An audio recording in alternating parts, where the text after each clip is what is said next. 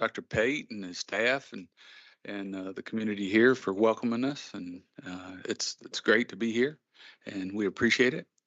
And I'd like to go ahead and I would like to call to order the Kentucky Community and Technical College System Board of Regents meeting. I would like to ask Mrs. Segal, the parliamentarian, to please call the roll. Chair Martin. Here. Vice Chair Hamilton. Here. Secretary Witten. Here. Regent Cox. Here.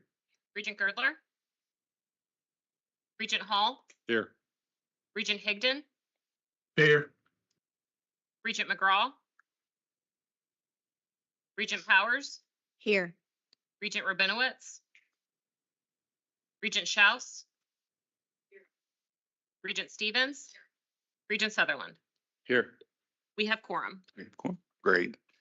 Okay, I'd like to invite Dr. Justin Pate, Elizabethtown's Community and Technical College President, to say a few words. He always has words. Activated on notice, right? Yes. Listen, just wanted to say welcome. Appreciate you all being here. It's a great location, being centralized in the state, but also really love the chance to show off what we do, and appreciate you being here on campus. Did also want to say, thanks certainly to the culinary team that fixed the food. A couple of folks, Janet Grimes and Emily Allen here on site, were really instrumental in pulling all this together and pulling it off. And then also Melissa Eaton and Shannon Rickett have been great to work with to pull all this together. So if you need anything, let us know. Otherwise, we'll turn it over to business, and appreciate you being here. Thank you, Dr. Pate. Appreciate it. And thank each and every one of you all for taking time coming. This is a major board meeting. They are all major, but this one seems like it's a little bit more important. We got a lot of things to do, and we've got a jam-packed schedule. So we'll get to it. The minutes have been distributed to all members. Are there any corrections to the meeting minutes for March 13th and 14th of 2025?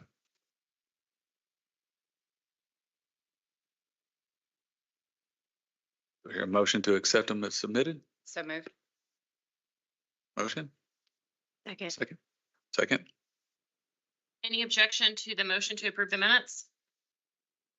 Noting none, the motion passes by consensus. Thank you. For the chair's report, this has been a very busy quarter for KCTCS. As many of you are aware, during the recent tornadoes that hit London and Somerset, we lost one of our own. Major Roger Leslie Leatherman, an instructor for the Kentucky Fire Commission, was killed during the horrible storms. I ask that we take a moment of silence on behalf of Major Leatherman.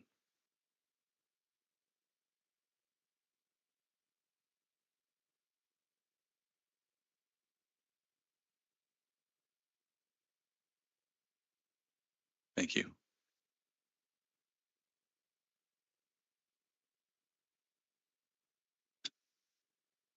I know many KCTCS employees, students, and their families were also impacted by the tornadoes, and I'm thankful that our Somerset campuses were able to provide community shelter and support.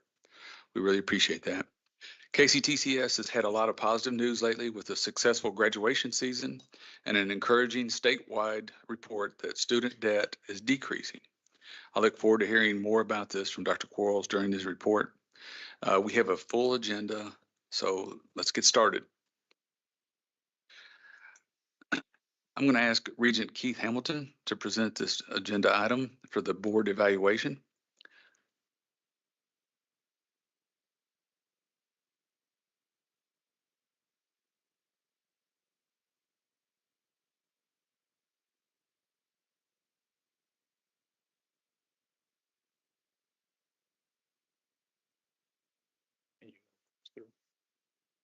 Good afternoon. Want to present this latest data that's provided for the board and their understanding and appreciation for the information. We'll start with item number 1. It's not real. So avoids administrative matters and maintains emphasis on governance. And this is a year-over-year comparison from 2024 to 2025. So as I go through, if you guys can suggest any comments, improvements to the process, but this is a static data point for year over year from the board's perspective. Serves as a guiding partner and sounding board to the KCTCS president, 2024 versus 2025. Vice Chair, you may want to speak in the microphone because the people that are off online. Stop moving around. Hear you. Okay. Item number 3, understands KCTCS's budget process and plan.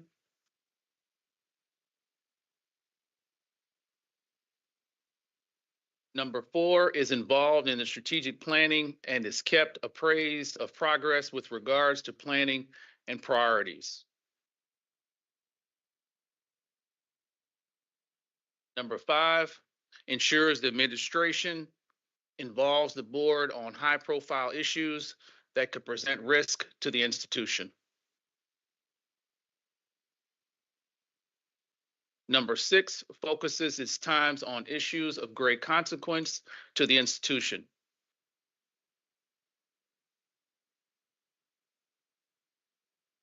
Number 7, has the right committees and uses them for their full potential. Very satisfied here. Some good data. Number 8, honors appropriate boundaries while also serving as an advocate for the institution and various stakeholders. We do have some unsatisfied. We'll need to sort of do some deep dives on that data to see, what we can do to improve this for next year. Number 9, provides appropriate support for fundraising initiatives. Number 10, avoids conflicts of interest and adheres to a strict level of confidentiality. Number 11, is free of undue political influence or influence of other external bodies.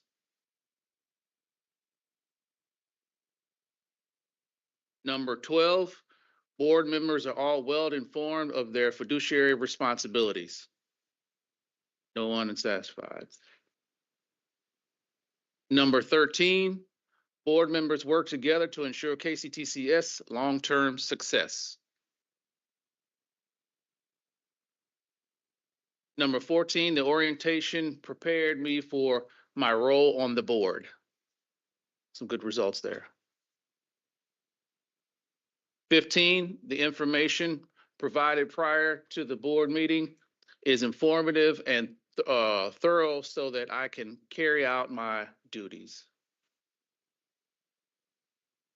16, my interests, skills, and background are used efficiently as a board member. Number 17, the meeting schedule is effective and there is adequate time for discussion, information sharing, and decision making. Number 18, board leadership and support staff are adequately prepared to conduct meetings. 19, as a board member, I am most pleased about, I'll let you guys sort of peruse these.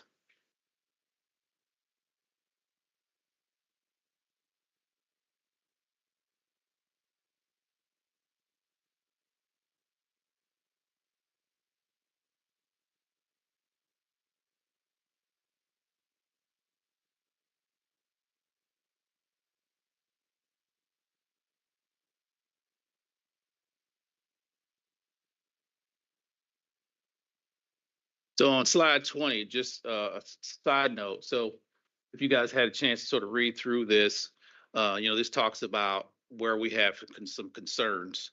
We need to kind of find a way to look through this data, evaluate it, and sort of give the board members some feedback so that we can make some immediate changes to the process as opposed to waiting for another year before we look at this data points.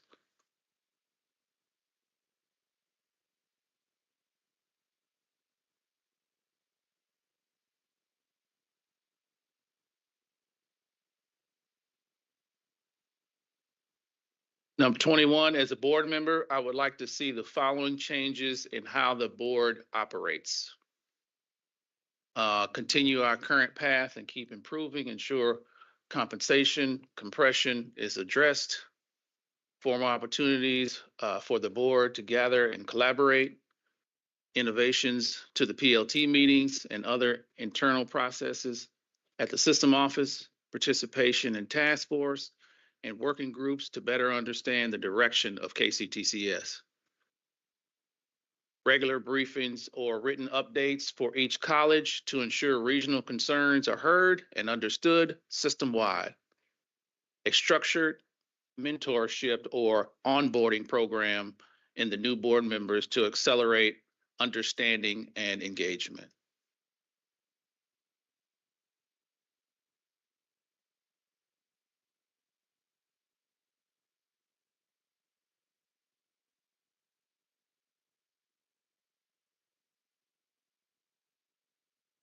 #21, as a board member, I'd like to see the following changes in how the board operates.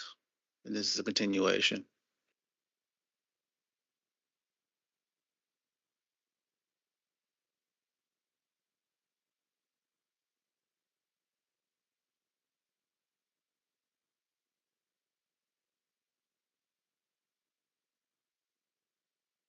There are 2 standing committees already, and we are getting some feedback already.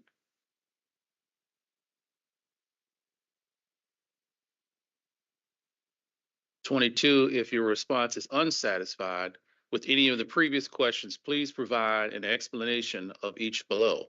Please be sure to identify by question number for which question you are including.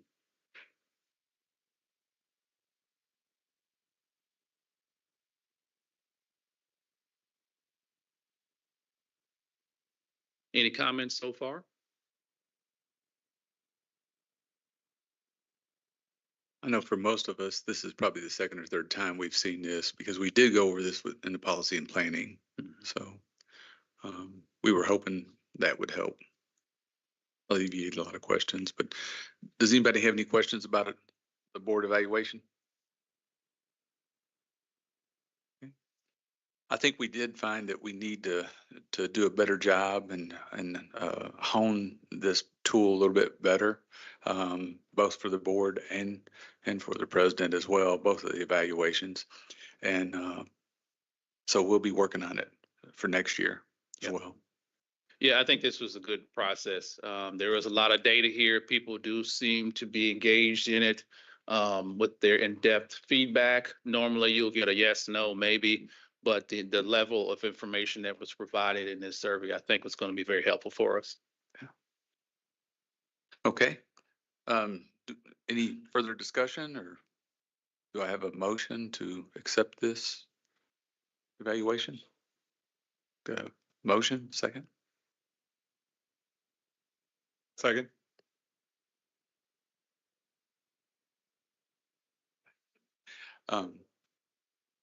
Parliamentary? Chair Martin, Yes. Vice Chair Hamilton, Yes. Secretary Witten. Yes. Regent Cox, Yes. Regent Girdler, Regent Hall, Yes. Regent Higdon, Yes. Regent McGraw, Yes. Regent Powers, Yes. Regent Rabinowitz, Regent Schaus, Regent Stevens, Regent Sutherland. Yes. The motion passes. Okay, thank you. Okay, our next item is President's Report. Dr. Quarles.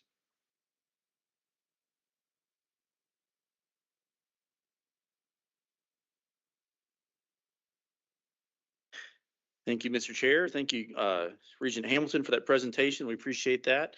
And thank you, President Pate and the ECTC team for hosting us today and tomorrow. So let's give them a round of applause for that wonderful lunch. That was excellent. Thank you so much. And don't forget that tomorrow morning, we're going to have a community breakfast starting at 8 o'clock for a lot of the folks in the region. So thank you for organizing that. And you'll also get a presentation from President Pate about ECTC as well. So I'm so excited to present to you today, not just a quarterly report, which we'll go over first, but a second presentation on vision and goals for the upcoming year. And so what's being passed out right now is the conclusion of our quarterly report for the past fiscal year. And feel free to peruse this. We'll be sharing this with the KCTCS community as well. And board members, thank you for the recent presidential evaluation. I sincerely appreciate the feedback that you have given me.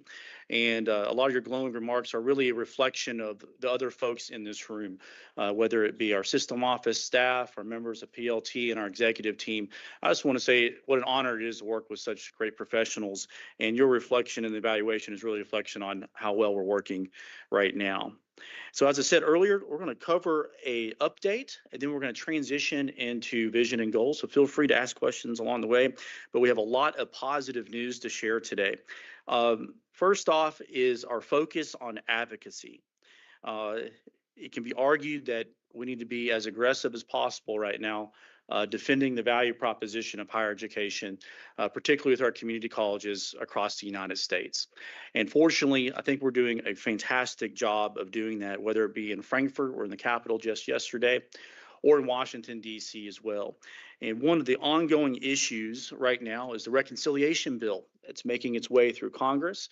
Part of the original House version would have restricted eligibility for quite a few KCTCS students on Pell eligibility. In fact, it would have severely reduced or eliminated the ability of 32,000 of our students to be eligible for Pell. That's roughly a third of our student body if they're part-time students. As you all know, 60% of our students are working while they're going through our programs. And so this would have been really adverse. But as of yesterday, due to the advocacy efforts of many across the country, that language was restored in the House and the Senate version underneath Senator Cassidy from Louisiana, chair of the Health Committee, Health, Education, Labor and Pensions Committee. So that's the good news. Now, just keep in mind, it's always a process. There's still going to be a reconciliation of this piece of legislation. Things can move and change, but a positive note for us on our advocacy efforts.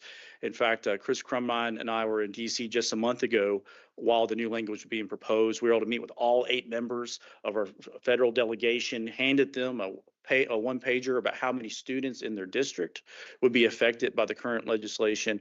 And we also had an additional meeting with Senator Cassidy's office as well. So we're looking beyond the Kentucky delegation when it comes to KCTC advocacy. So thank you. Let's cross our fingers and see what happens. On debt, you all saw the press release about 3 weeks ago. We're so proud that at KCTCS, 72% of our graduates graduate with no debt. And that's something we should take a moment to pause on. Just think about that. We have 80% of our students get financial aid of some sort. Thank you to our donors. Thank you to the General Assembly. Thank you for the Kentucky Lottery for helping fund this, which I help pitch in every Saturday night on that. But the fact that we're able to have an affordable education really rebuts that national narrative about affordability in higher education. And so for us, we're really proud of this. It's a moment for us to step back and say thank you for all of our frontline workers that are working directly with our students on financial aid packages and getting to yes. We don't want cost to be a reason why someone chooses to maybe not try college. And so we're really appreciative of our KCTCS team across the system for doing that as well. The other thing is that when we say 72% of our graduates graduate debt-free, that actually helps the Kentucky average. So we're actually helping the public 4 years and the privates bring down the overall debt load of Kentucky. So we like to say we're helping them out as well as they're going on and using our stats, but also our transfer students as well. And it's also to keep in mind that that this is something to celebrate now, but we can always do better. We can always do better. On learner success, I know a few of you had the opportunity to go to our graduation ceremonies across Kentucky. I was able to attend one. It was a packed house, and I'm proud to announce today that our numbers have been revised, and we are just knocking on the door of 24,000 graduates over the past year, and that's an all-time high for KCTCS throughout the history of our organization.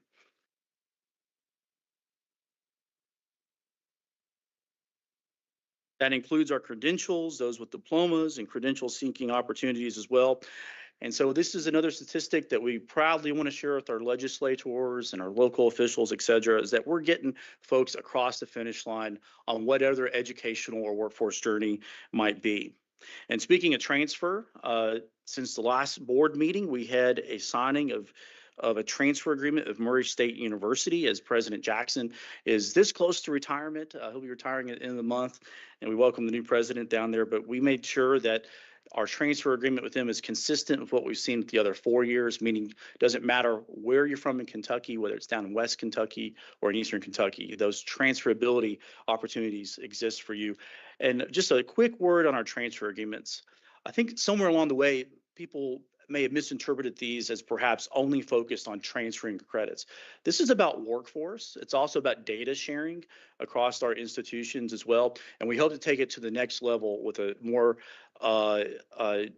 in focused conversation about partnerships, which we'll get to here in a second. So we're really proud to do this. And in my vision and goals, not to give it away, we're going to finish out our transfer agreements with the remaining 4-year public universities over the next year. This takes a lot of work, a lot of sweat equity, particularly from our provost office, both at the respective institution we're working with, but also with ours across the system. So thank you for everybody that's been involved in that.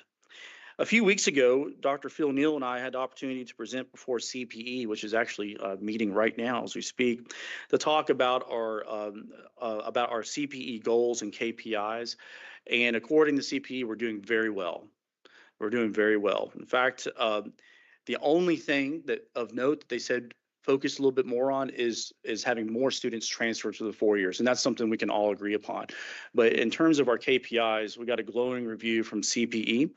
And so we want to make sure that that is good news that is shared across the system as well. I'm so proud that I get to work with a lot of amazing students. And we have 2 student regents and a third one here in a second. But Regent Schaus and Regent Higdon, who's joining us virtually, they did something really cool over the past year. And you all may have heard about this, is that they represent over 100,000 students. That's a tremendous responsibility. And talking to them over the past year, we learned 2 things. Number one is that when they got elected, the other student body presidents or regents or trustees across the state had already been meeting over the summer months. And so working with their ideas and our staff, we actually moved up the Student Leadership Academy to last month. It was held at BCTC. I want to thank Regent Powers and Regent Sutherland for speaking at that.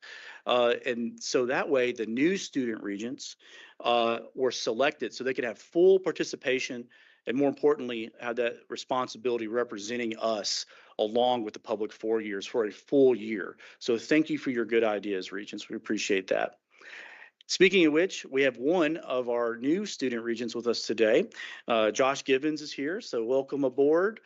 He'll be officially starting at our next meeting. So welcome and congratulations on being selected.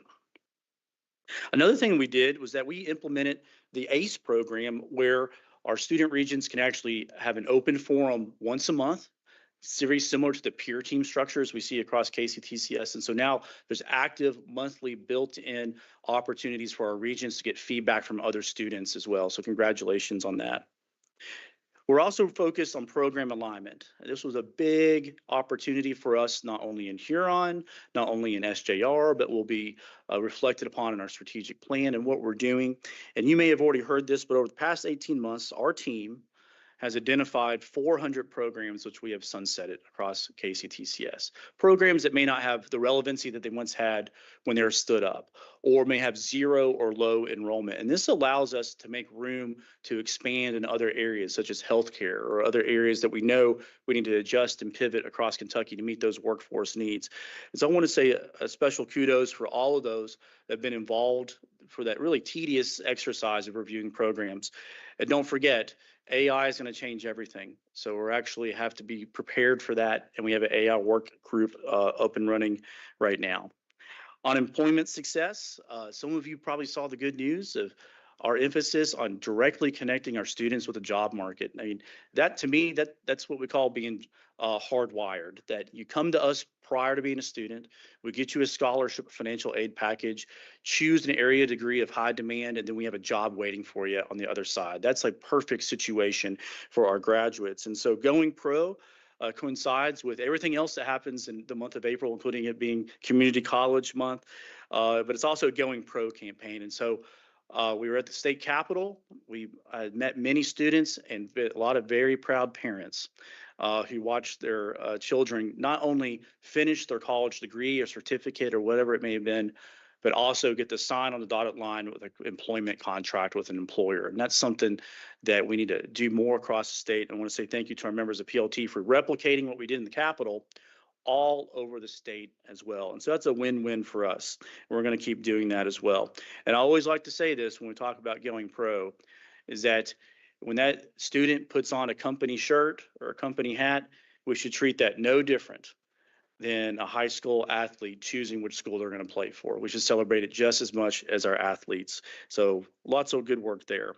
We've also seen some major partners sign on as Education First employers, most notably the first ever statewide Education First employer commitment from Goodwill Industries, an organization which I serve on their board as well. And so we get to help benefit from the footprint that Goodwill has, not just all over Kentucky, but also some southern Indiana counties as well, to help out with wraparound services, other things that our students may need, and help those that may need a little extra help get across the finish line, including the ability to apply for tuition benefits, flexible scheduling, and competitive wages as well. So we're going to continue to work with Education First employers and partnerships as well. We also had a fun time at the Sweet 16 basketball tournament, and it was confirmed that Regent James Lee Stevens was the Pathfinder in our mascot at all the games. So thank you for doing that. But we had a fantastic time. Many of you joined us on the court to pass out the game ball. I was fortunate to see one of my home county's high schools win the state tournament. No big deal. But we got to help in front of a very big crowd of current students. A lot of these students are already with us as dual credit enrollees, but also be present during a very opportune moment. The month of March is when a lot of students and parents choose about which institution they're going to go to. So that was a really fun time. And thank you for those that joined us on the hardwood. Organizational success. Today, I want to roll out a new initiative. It's called KCTCS for Kentucky. This is an intentional connection of the resources that we already have as a large organization, the partnerships we have with nearly 3,000 businesses, as well as us being great community members across Kentucky. As many of you all know, Tanel Sawyer is now our Chief External Impact Officer. And so she's going to be playing a management role with bringing together all the different resources we have to be a better partner with Kentucky agencies. So what is this? What is KCTCS for Kentucky? Well, I think that we should be the provider of choice for state and local government when it comes to training, that they should look to us first before they look elsewhere. A great example of this is that both at county and local municipal level, chances are they hire folks to take care of the roads. They require CDLs or training and heavy equipment operators. Why shouldn't we be the first choice or the provider of choice for? And so we're working with KCO and KLC. They're meeting in Lexington as we speak right now to do a deal saying, look towards the local community college first. That's great. Another example of this is that Kentucky is blessed with a lot of state parks. They're beautiful. They require a lot of maintenance and a lot of specialized training as well. So we had a recent meeting with the State Parks Commissioner about what can we do to help better train employees, particularly in areas of high turnover, or particularly with machines that you may not see in other industries. We can develop that customized curriculum, or that's in the works right now as well. We're also working with our County Clerks Association across Kentucky to develop training for those that are conducting our elections across Kentucky. That's what KCTCS for Kentucky is all about. It's reminding folks that we have a lot of resources and programs already in place at KCTCS, but at the same time being very intentional about making sure that we're serving the needs of fellow Kentuckians. We have a great meeting being set up right now with the personnel secretary as well. So we may have something special for the 30,000+ Kentuckians that work for state government. I think this is going to be a lot of fun and a lot of work ahead of us as well. Giving Day was a success. I want to thank Dr. Stith and her and the respective advancement teams across Kentucky for a 24-hour giving campaign. This is the second year in a row that we did this. We had people donate from 28 states. Over 3/4 of Kentucky counties had a donor. and we had 1,100 donors. And so we were so glad that our participation rate has gone up. And thank you to our regents and also our foundation board members underneath the leadership of Chair Stephanie Bell for chipping in. We really do appreciate that. And of course, I wouldn't be doing my job unless I promote the next fundraising opportunity that you can attend. Is on September 11th. We'll have our first ever KCTCS Clay Classic up at Elk Creek in Owen County. So if you want to join us with that, please let us know. And then there's also a non-competitive section of that fundraiser as well. So let us know on that. And speaking of advancement, we have another cool opportunity coming up. I'm a big believer in try and fail and try and see what works. And so we have put an application in to have a KCTCS license plate as a fundraiser. Now, we don't know how many Kentuckians will buy and put in an extra few bucks each year for a KCTCS license plate. I would like to say that people will take off like the Friends of Coal license plate, or perhaps the 4-H and FFA license plate that I used to administer that now reaps in over $1 million a year. And so we put the application in. It's going to be fun. We'll see if it works. We're going to work with our creatives to try to get a really attractive license plate, but we're just going to see if it happens. And my view on this is why not? Why not try? Let's make sure that we have the same presence that say UK and U of L have in their license plates as well. As Chair Martin reflected earlier, it's been a rough year for natural disasters. It's been a rough several years for natural disasters across Kentucky. Most recently in the London and Somerset area, as was mentioned earlier, under leadership of Dr. Castle, we actually have been and perhaps still are currently using KCTCS facilities to help headquarters FEMA. We also opened up one of our rooms so Kentuckians could have hygienic donations donated to them and even take a shower as well during that. And of course, it's really sad that we lost one of our own during that horrific storm.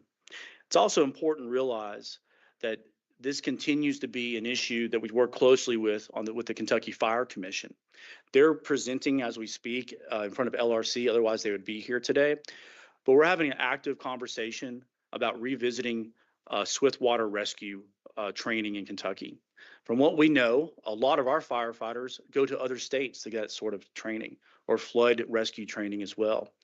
And it's not, some people may think this is isolated to a certain region. It's not. We see flooding issues in Louisville. We see it in rural Kentucky. And so this might be an opportunity for us to leverage the strength of the Kentucky Fire Commission as well to reevaluate what sort of training we have on their side of the ledger. So stay tuned on that. I also want to say that at KCTCS, the administrative side of the job is big. We have a large budget, as you all are going to vote on or later today. And we're a target of fraud. We're a target of people trying to take advantage of us.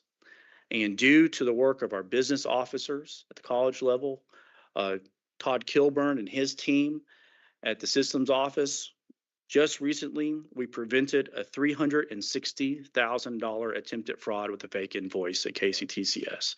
So Todd, thank you so much. And unfortunately, we still see proliferation with fake applicants. These are applicants applying to college. Sometimes it's bots, sometimes it's real people trying to access student loans and student benefits as well. And that's a national issue that we continue to be, that continues to wreak havoc, particularly among the community colleges as well. I also want to say that we are doing a great job of identifying long-term savings with proper investments. Chris Howes with Technology Solutions was recently able to negotiate a new system-wide technology contract this quarter that has consideration of the uncertainty of the economic environment, also the uncertainty of tariffs as well. Through this negotiation that he recently did, we estimate that we saved $8.4 million in savings through year 2030 due to his leadership. So thank you for what you've done. We also just brought back, after an 11-year hiatus, the KCTCS annual conference. Used to be called New Horizons. We brought that back as a soft launch last month. We spent a year planning it. We had a virtual component to it. This was an opportunity for us for the first time in over a decade to get together as a system right as the semester ends for a few things. Number one, networking. we're a big organization. Nothing replaces getting to meet the person that perhaps you sent an email to or had a Zoom meeting with over the past year. So it's great networking. Number two, opportunity for professional development. That's something that I keep hearing about across the system is opportunity for professional development. So as we continue to build this conference up, we are able to pull our resources together to have more professional development opportunities for our employees. And if you're watching or want to reflect on this, right now is a great time to give us feedback. Give us feedback on the recently concluded annual conference, but also let us know what you want to see next year as BCTC hosts. So Dr. Feeney, get ready. This was also an opportunity for us to say congratulations to outstanding faculty, outstanding staff, outstanding administrative support folks across our system, and we were able to present advocacy awards. I think it's important for us to give some public recognition for those who went to bat for us during session or Congress or local government. And in fact, Representative Tipton is on the front cover of the quarterly report. He's one of 4 recipients this year, and that is something we're going to continue throughout the years to come. So we have the ability to say thank you for those who've been champions for us. We talked just a little bit about the Kentucky Fire Commission. We did have the opportunity to appoint Bruce Roberts as the executive director. He was a longtime employee of the Fire Commission. He served as interim of the past year, and so I appointed him since the last Board of Regents meeting as the executive director as well. So it's important for us to make sure that we integrate as quickly as possible, as much as we can, KCTCS and Fire Commission overlap. And if you've not had a chance to attend the Kentucky Fire Commission graduation, it's fantastic. These recruits, usually in classes about 30, get to graduate with nearly 30 hours of KCTCS credit, nearly half a degree, and become professional firefighters. It's fantastic. An update on the audit. Of course, we know the audit committee is the most important. Thank you, Chair Cox, about that. Most important committee that we have. And just a friendly reminder, and we're going to hear it more in presentation today, is that we are still in compliance mode. We're still in compliance mode, but we're moving beyond that. And that's what's going to be exciting about the vision and goals, which I'll lay out here in just a few moments, is that we're moving beyond audit compliance. That'll still be obviously a goal this next year, but it lets us spread our wings. But I want to say thank you for everyone involved in this room, because it's not just something that our business folks and professionals deal with. It affects all of us. It changes the way we make decisions, make sure we have safeguards so we don't find ourselves back in that situation. And so thank you for everyone that's done that. And just a reminder for the Kentucky Fire Commission, they do have one outstanding audit by the state auditor, which we hope will be done by this calendar year. And they just wrapped one up by LRC as well. Also want to welcome a couple new presidents to our PLT. But before I do that, over the past year, we've had 3 individuals step up to provide leadership at 3 of our institutions, serving as interims. And I want to publicly say thank you to Dr. Patsy Jackson for serving at Southeast. Thank you to Dr. Todd Brand for serving at Big Sandy. And I also want to say thank you to Dr. Brooke Justice for serving at Sky. Let's give them a round of applause. They did a great job. We'd also like to welcome 2 new names, individuals that will be joining PLT as well. Dr. Lee Harrison was selected as president of Southeast Kentucky Community Technical College, and Dr. Michelle Trawick named president of South Central Sky as well. And then Dr. Todd Brand has agreed to serve in an indefinite role at Big Sandy going forward. So let's welcome them as well. Over the coming year, we look forward to looking for opportunities for shared services, shared programming, more consistency, more uniformity across our system, and also have an eye for personnel and budgetary efficiencies as well. Board, I want to say thank you for the faith that you have in me, but more important, the faith that you have in the team that we've assembled. I'm really proud of our team. You know, it takes on average a year, sometimes 2 years on average nationally to develop a cabinet or executive team. We got that done in about 11 months. We've got a fantastic crew of folks that I get to wake up and work with every single day. And I want to say a special thank you to our executive team, special thank you to our system office professionals as well, and a special thank you to members of the President's Leadership Team PLT. It's been what an honor to serve with you all over the past year. And finally, thank you, Regents, for what you do. It's a big responsibility. You all are busy people. You have classes to teach, businesses to run. There's lots going on. Thank you for taking time to supporting what I think is the most impactful higher education entity in the Commonwealth of Kentucky. And with that, Mr. Chair, that concludes my updates, and then we can transition into vision and goals when you're ready. Any comments for Dr. Quarles? Outstanding job, thanks. A couple of questions that I have. It's always fair game to say we're going to cover that later. Doesn't hurt my feelings at all. Yeah. I know in my industry, I know in so many people's, we're all experiencing so much uncertainty right now. And we always thought we have, but it really is uncertain right now, whether it be tariffs, whether it be cuts in programs, whether it be just all kinds of things that we don't know what's going to happen.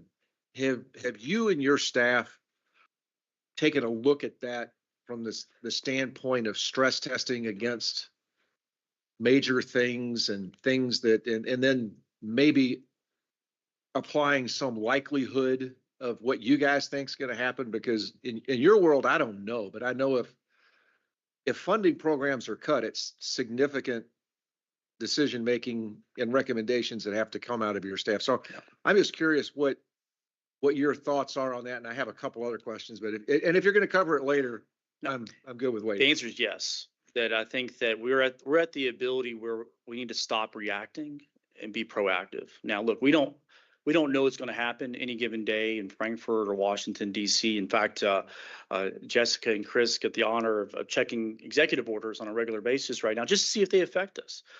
But let's just take the Pell language. It could change. We had good news in the Senate yesterday, but we're already running budgetary numbers on how many students that may affect. And on the flip side, how would we reach out to those students to communicate that as well? So I'd like to say we had the ability to do tabletop scenarios, and we have done that in other areas. But in terms of stress tests, we can run those internally, and it's actually a regular part of our 2-day PLT meetings are the what ifs. What if this happens? What if that happens? We can always do a better job to project and mitigate risk. But at the same time, Pell's a great example. We had an unfortunate cut to adult ed that was unpredicted just a few weeks ago. And so we were able in real time advocate for more money and we were successful with that. Didn't make us whole, but that's something we can certainly do better. But I do feel like we run scenarios as they come in. Yeah, thanks. The second thing I wanted to ask you about, and you mentioned it, that with where we're trying to move with audit and compliance. Yeah. And while I do lightly say it's the most important, in my heart, I do believe that where we have come has a lot to do with the credibility of the organization. Nothing to do with it has everything to do with you and your team's leadership here. But talk a little bit about how you see the culture of compliance. What is your desired state in that? We've been reactive. You mentioned we wanted to go proactive. What are the things that you see are important to shift that culture to more of a culture of compliance rather than a reactive gotcha? We're trying to move that audit process exactly in that direction, but so much of what your world is about compliance, and the culture that exists in an organization around compliance is so important because it has to be an educational opportunity for people to learn. And yet there has to be accountability. So this is new territory for us, I think, in a lot of ways. And I do think it's the next step that's going to be really important. At last count, we got 5 or 6 audits going on at any given time, some of which are internal, which is great. But my first reaction to that question is that auditors are our friends. They let us know how to calibrate the compass, find our true north, and prevent us from going into shallow waters once again. So number one is that I think that the awareness, particularly I can speak on behalf of the system office, and I think our presidents would back us up here, is that they take the audits very seriously.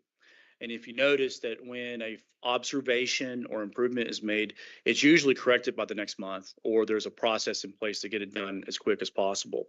I also think when it comes to the culture of audits is that we don't want to go through them again. And the best way to prevent that is to put in processes and adopt them and respect them as well. The other thing is that I think that over the course of the past year, just personal observations, that we view these not in a punitive state. We view them as opportunities. And in order for us to get to step G, we got to get through step C and D first, and that includes curing observations. And so I think that our team is cohesive on this. We're very understanding. Of course, when you do have a state auditor report come out, it's a very serious document. And so I think that on the culture of compliance, I feel like we're in new territory, and everyone's taking it seriously, but also in a non-punitive, positive way. Thank you. Thank you. Any other questions? Okay. I just have to say that after 528 days, you have not mentioned how many days you've been here. No, So I'm still in we baby really, months. we really appreciate all of your hard work and effort, and bringing together a team like that you have. For those of you that was here 2-3 years ago, I mean, it is such a transition from where we were at that point in time to now. And we really, really appreciate all of your leadership and direction, but not only that, but the cabinet you've put together, and also the PLT team as well. So Thank you. appreciate that. Thank you. If you don't mind, Mr. Chair, we'll just really briefly go over our goals for the Okay. next year. So the quarterly report reflects our progress from last June's meeting, where we set out about 16 or so goals that were related to themes and vision as well. So we have a new copy. The formation of this year's vision and goals was a collaborative process. It involved input from PLT. Our executive team actually had a mason jar in my office where people could just put a Post-it note of ideas in about what we should focus on this next year. And so I'm proud to present to you today, and you can read through this, another series or catalog of goals that we can focus on. The underlying motivations here are, number one, get beyond the audits and compliance, spread our wings, but spread our wings as well. Number two is bringing together Huron, SJR 179, SJR 98, and incorporate this into one plan.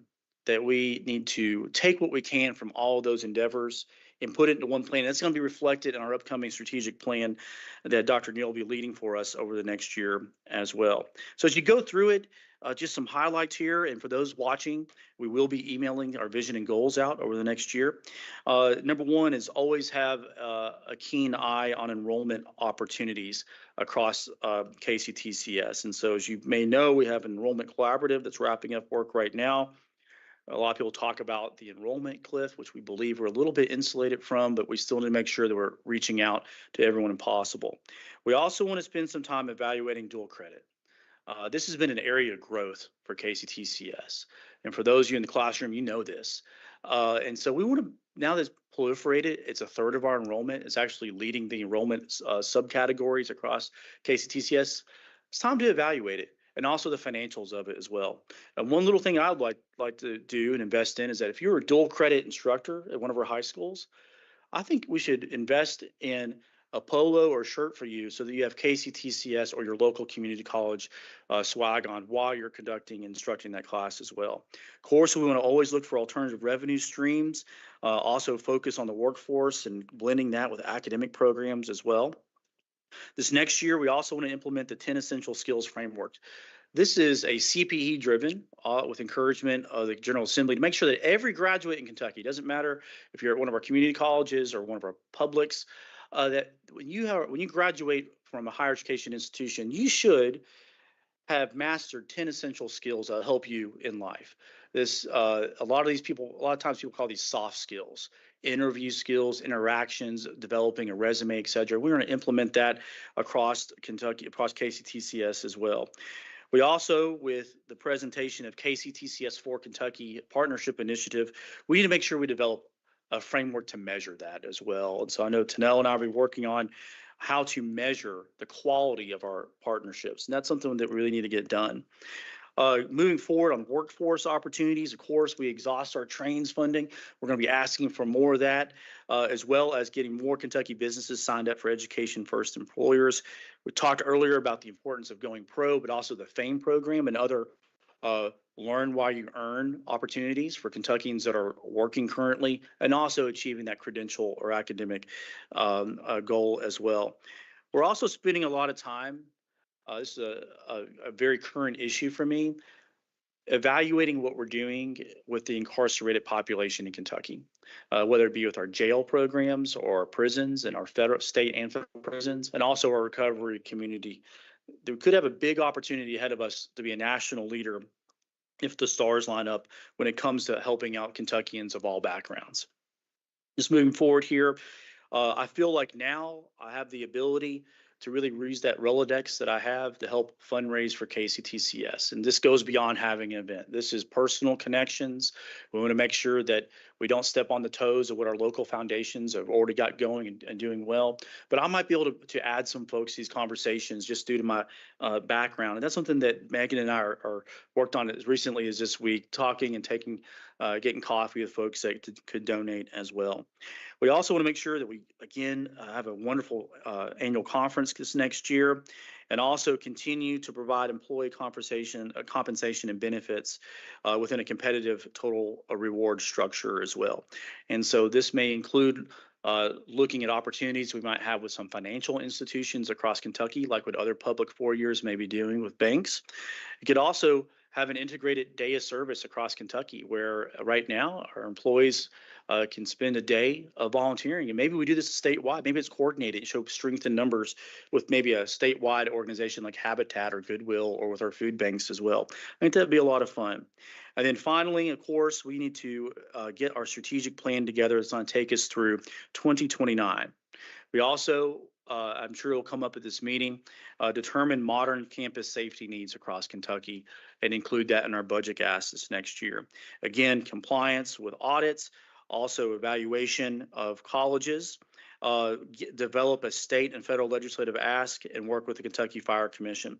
And I want to leave you with a big ticket item.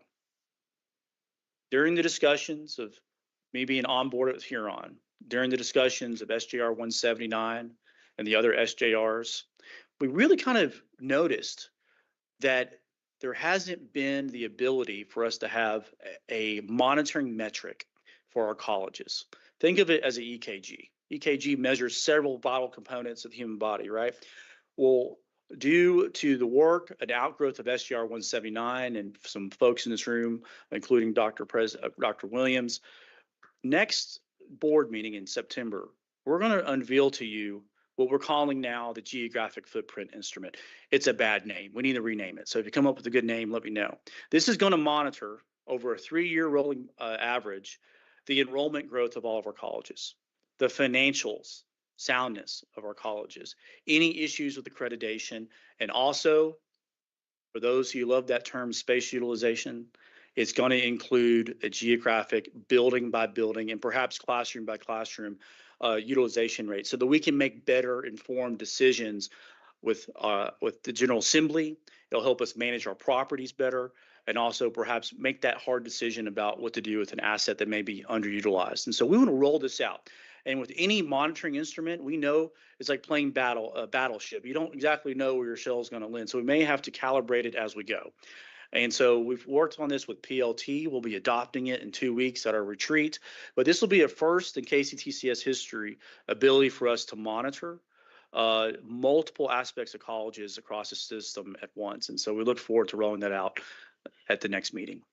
And with that, Mr. Chair, that concludes my vision and goals for the next year. Again, we'll be sending these out via email to all of our KCTCS teammates. Thank you for all of those that have been involved with the promulgation of these ideas. And thank you for a wonderful last year. And I'm excited about the year to come. Thank you. Thank you very much. Any questions? I think we do have one. Sorry, go ahead. No, you. The big last goal. Yes. I like that.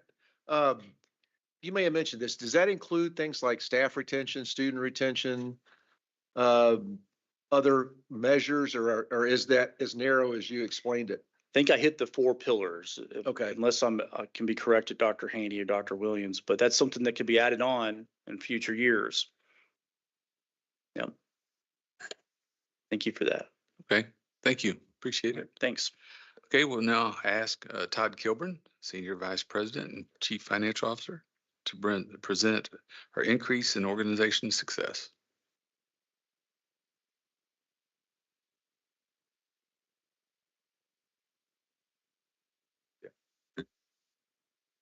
All right, thank you, everyone.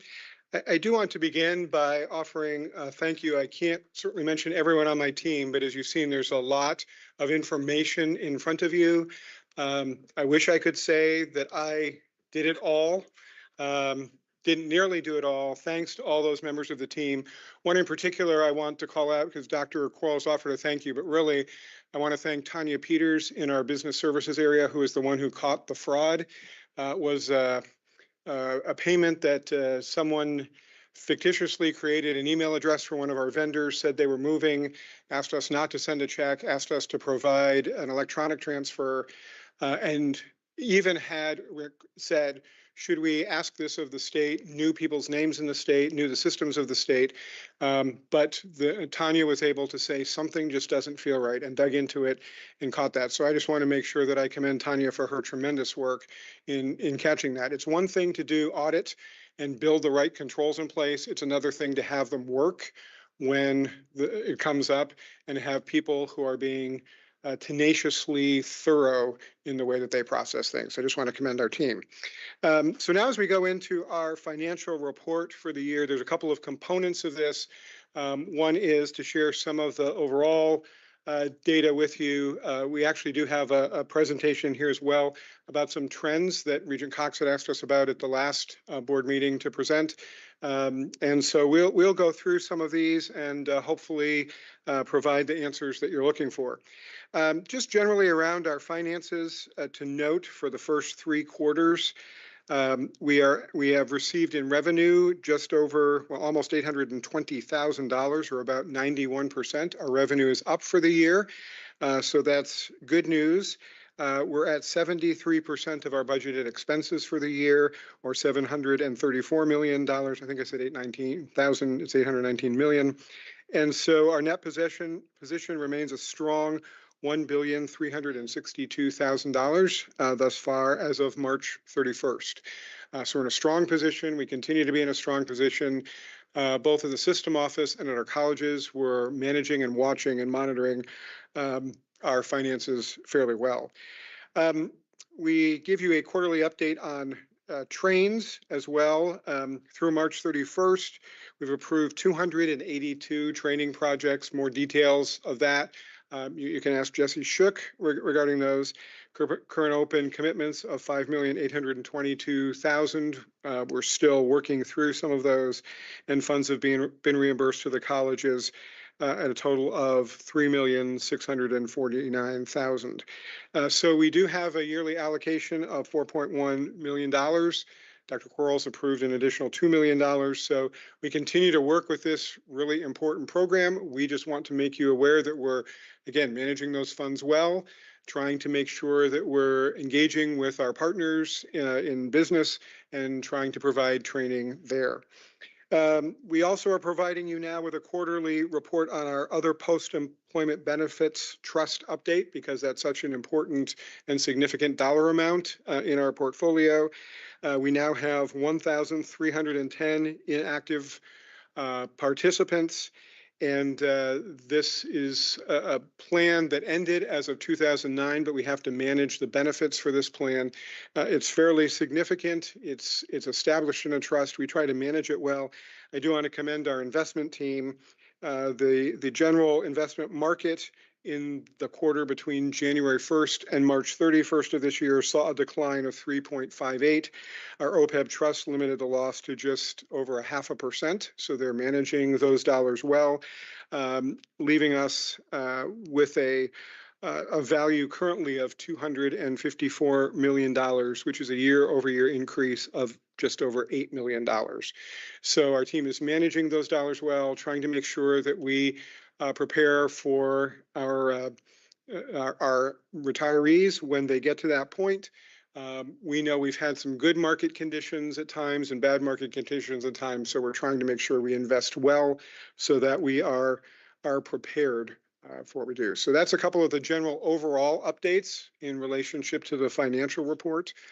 When we look at our statement of our statement of revenues and expenses, which you will see here, a couple of things I want to note. On the revenue side, you'll notice that tuition and charges are already at 105%. That's because of our increase in enrollment. So we have seen our income increase already. We've met our budget target after 3 quarters. Our non-credit tuition, that relates to some of our non-customized workforce training that you will see there. We have seen a good percentage of that come in. Our investment income, which you'll note there, is strong, 178% already of what we've budgeted. So we try to manage our investments well. And our sales and services, which includes things like bookstore revenue, fees, those kinds of things, is at 103% through 3 quarters. So our revenue looks good for the year. Our expenses, public service is up. You'll note that's at 70%. Public service relates to fire commission. Student services, which you will notice at 57%. It's a little bit lower than we'd anticipated, but some of that relates to our contracts that come in early in the year, but we're always glad to be under. I just try to take a look at those things that seem like a significant variance. And our student financial aid is up mainly because of increases in both Pell and CAP grants for the year. On the statement of net position, which is our next document there, our other current assets, you'll notice that's down a little bit. That's because we had funds set aside in escrow toward the purchase of the Versailles building. That purchase was completed, and so those monies came out of escrow, and so that's where you will see some of the difference there. Our restricted cash and cash equivalents number, you will note that that asset has gone up. That's because of actual capital projects that we have in the list, which is fairly significant. Capital assets increase as well. The capital assets increase is largely due to 40+ capital projects plus 9 property retirement issues. So we've got a lot going on the capital side, and our statement of net position reflects that. When you look at this report, the deferred inflows and outflows, that's always a question that we get. What does that actually mean? This is the data that we get from KERS and KTRS, our retirement plans that employees are in outside of the KCTCS system. We get those numbers. These relate to our employee retirement plans. And so we don't actually determine those amounts. We put those amounts in, but that has to do with both income that we're holding for those things and outcome that we have. On the liability side, just a couple of notes. Our accounts payable, payroll accrual is up as a result of wage increases because we had, when we give salary increases, we set more aside. For our net other post-employment benefits, that's also a decrease in our share of the KERS, KTRS liability because we have fewer people in that each year as we go by. So overall, we're in a good position. Again, at the bottom, you will see that that net position of $1,362,653,000. We're in a good position. We continue to try to manage that well and make sure that we are fiscally responsible with the dollars that we've been entrusted to by our students and our Commonwealth. I do have one other item to discuss with you, but are there any questions that you have regarding that? And then our current funds, revenue and expenses, we've talked about a little bit there, and I won't belabor that. But can we move on to the next part of the presentation there?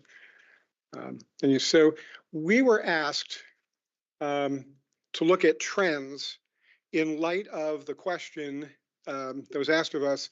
Could we look at a 5-year trend and really establish, can we think about compensation in light of enrollment increases? And so I wanted to talk through some of this data with you. Thanks to the team that put some of that information together. But I wanted you to see some of this information and understand how we think through that particular topic. So when we look at our tuition and fees with waivers, you'll see that this represents our overall tuition and fees. The blue box is the net tuition and fees after waivers. That top box, which is gold, although this may be one of those tests where some of you see, white, you've ever seen those online. The gold box represents waivers. And we have a number of waivers. Waivers come from articulation agreements. Waivers come from state mandated waivers, such as children of law enforcement people or children of those military who are killed in action. We have foster and adoptive waivers that are mandated. There's a number of waivers that are reduced off of the total tuition. So when we talk about our net tuition and fees, we're talking about what we receive after the waivers piece. It's not actual dollars that we receive. Those tuition and fees are waived. And so just to understand, when we have enrollment come in, it may not a student may not necessarily equate to that many more dollars because there may be waivers that are involved. We go to the next slide. So when we look at, well, what does our enrollment look like? Just to give you a sense, our credential seeking numbers you will see here in the dark blue. Our high school students, dual credit, you'll see in the yellowish box, and non-credential seeking are in the top. We value all of our students. We value no matter where they come from. From a financial perspective, where we really see the increase in dollars is in that blue section where we have credential seeking students. That's where we see the highest amount of revenue. There are waivers as well with dual credit. And so this will just give you some trends as to where we are in our full-time equivalents within our student classification. We have lots of part-time students besides that. When we look at our public funds, so how do we get our money? So we take that tuition and let's layer on top of that our state appropriations. Our state appropriations, as you can see, have adjusted a bit, as well as our net tuition and fees. So when you build our budget, you have that net tuition and fees. Obviously, we don't count the waivers. And then we add the state appropriation on top of that. This is what is given to us really to work with. And so when you look at that number, you may say, well, that doesn't really represent everything. There are lots of other components to this. Grants and contracts, those kinds of things are added on top of this. There are other pieces. Our revenue also comes from things like foundation giving. There are restricted funds that are given to us. But these are really what we call the public funds. These are primarily what we have to work with when we're looking at a number of our pieces. And just, I want to note, our legislature has been good to us. As we see tuition growth, we don't necessarily see that there's a state appropriation that's also commensurate with that, that's added on top of our net tuition and fees. And so next slide, Keith. So I want to include here some of the non-public funds. Our investment income that we receive is beyond that. Government grants and contracts, and right now that's an area of uncertainty as we look to the future. Grants and contracts is concerning to us. Sales and service, bookstore commissions, course changes, vending, facilities rental, all those things are added on top of that. And then our restricted funds, maybe the largest of those additional funds are Pell Grants. That's close to the $200 million mark on top of everything else that we receive. And then, so as we look at this, our public funds in relationship to our full-time equivalent students, you will note that as things go up and down, we're seeing some stability in the tuition and fees side of it. Our state appropriation has been good. But to look at this another way, and Keith, if you can put this next one up, this may be a more telling picture. As you look at our net tuition and fees, you see the state appropriation goes up and goes down. That's not because they've given us less, but it's because of the fact that when we have an increase in enrollment, the appropriation stays the same, so the amount per student goes down. And part of what's important about that is that when we're looking at how we support our students and when we look at our overall budget, When that number gets a little out of whack or it changes a little bit for us, the net tuition and fees and the state appropriation, it can affect our ability to support our students. In other words, we depend more on that tuition and fee dollar when our increases go up to maintain some of our basic services for our students. And I also wanted to just put in there our personnel costs as we look at a 5-year trend. By the way, I didn't mention that 24, 25, the P means partial year. But when we look at our personnel costs, of course, with salary increases, as we're looking at this time, those increases go up. So what does all this mean? I guess I wanted to give you some basic information that you can think about and digest, but here's what I think is important for you to know. One, there is complexity to understanding the interplay of the factors involved in public funds per FTE. In other words, those tuition and fees dollars and the state appropriation. I do not want you to hear this as this is code for it's hard and we're not willing to work with it. What I do hope you will hear is that it's not necessarily always a one-to-one correlation between every student that comes in the door and an additional dollar amount. Sometimes that may require an additional section. It may require additional wraparound services for our students. It may involve other costs that go up. Utilities go up when we have more students at times. There are a number of things that are involved here. And so I don't say that as this is difficult and we don't want to work through it. I say it's complex and requires a lot of finesse as we look at it. It's maybe more of an art than a science. Secondly, increases in enrollment are not necessarily proportional to increases in degree-seeking enrollment, which significantly increases the total budget. So if we had a number of students who have waivers who come in, that doesn't necessarily translate into dollars for our colleges. Thirdly, increases in enrollment do not necessarily result in commensurate revenue to spend, which I mentioned, greater infrastructure, staffing, services that might accommodate the enrollment increase. Fourthly, increases in enrollment do not necessarily increase proportionately to increases in state appropriation. So because we live at a certain level where we receive a certain amount of tuition and fees, a certain amount of state appropriation, if those numbers don't grow commensurate with that, it does put stress on the system. And then uncertainty in enrollment, tuition, and state appropriation makes it very difficult to increase the budget, even if the previous year has seen growth in those areas. And as you'll see in our presentation today, we're trying to be conservative because we don't know what the Pell landscape is going to look like, because and trying to get a good sense of what our revenue is going to look like is a little bit challenging. One other item I probably should have put on here and didn't and thought about it this morning is this. When we see, let's just say, a 10% enrollment across KCTCS, that doesn't mean that we've seen 10% at every one of our colleges. Right? We may see 10% at one college, we may see a decline somewhere else. So when we're talking about increases to salaries, both for staff and faculty, that can be very challenging because if we do an across the board, which we do, across the board tuition and fees look, and then we do an across the board salary increase, we may be putting some stress factors on a college that may have seen a decline if we raise it too much. We said it's 10%.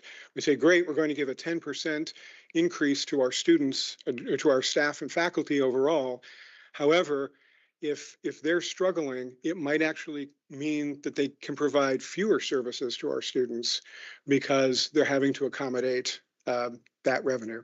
So Regent Cox had asked for some sense of what the trends are here. We're willing to dig in deeper and take a deeper look at this, but we wanted you to know simply from the beginning, I wish we could say if we increase by this many students, then our employees get to share in some of the benefit of that.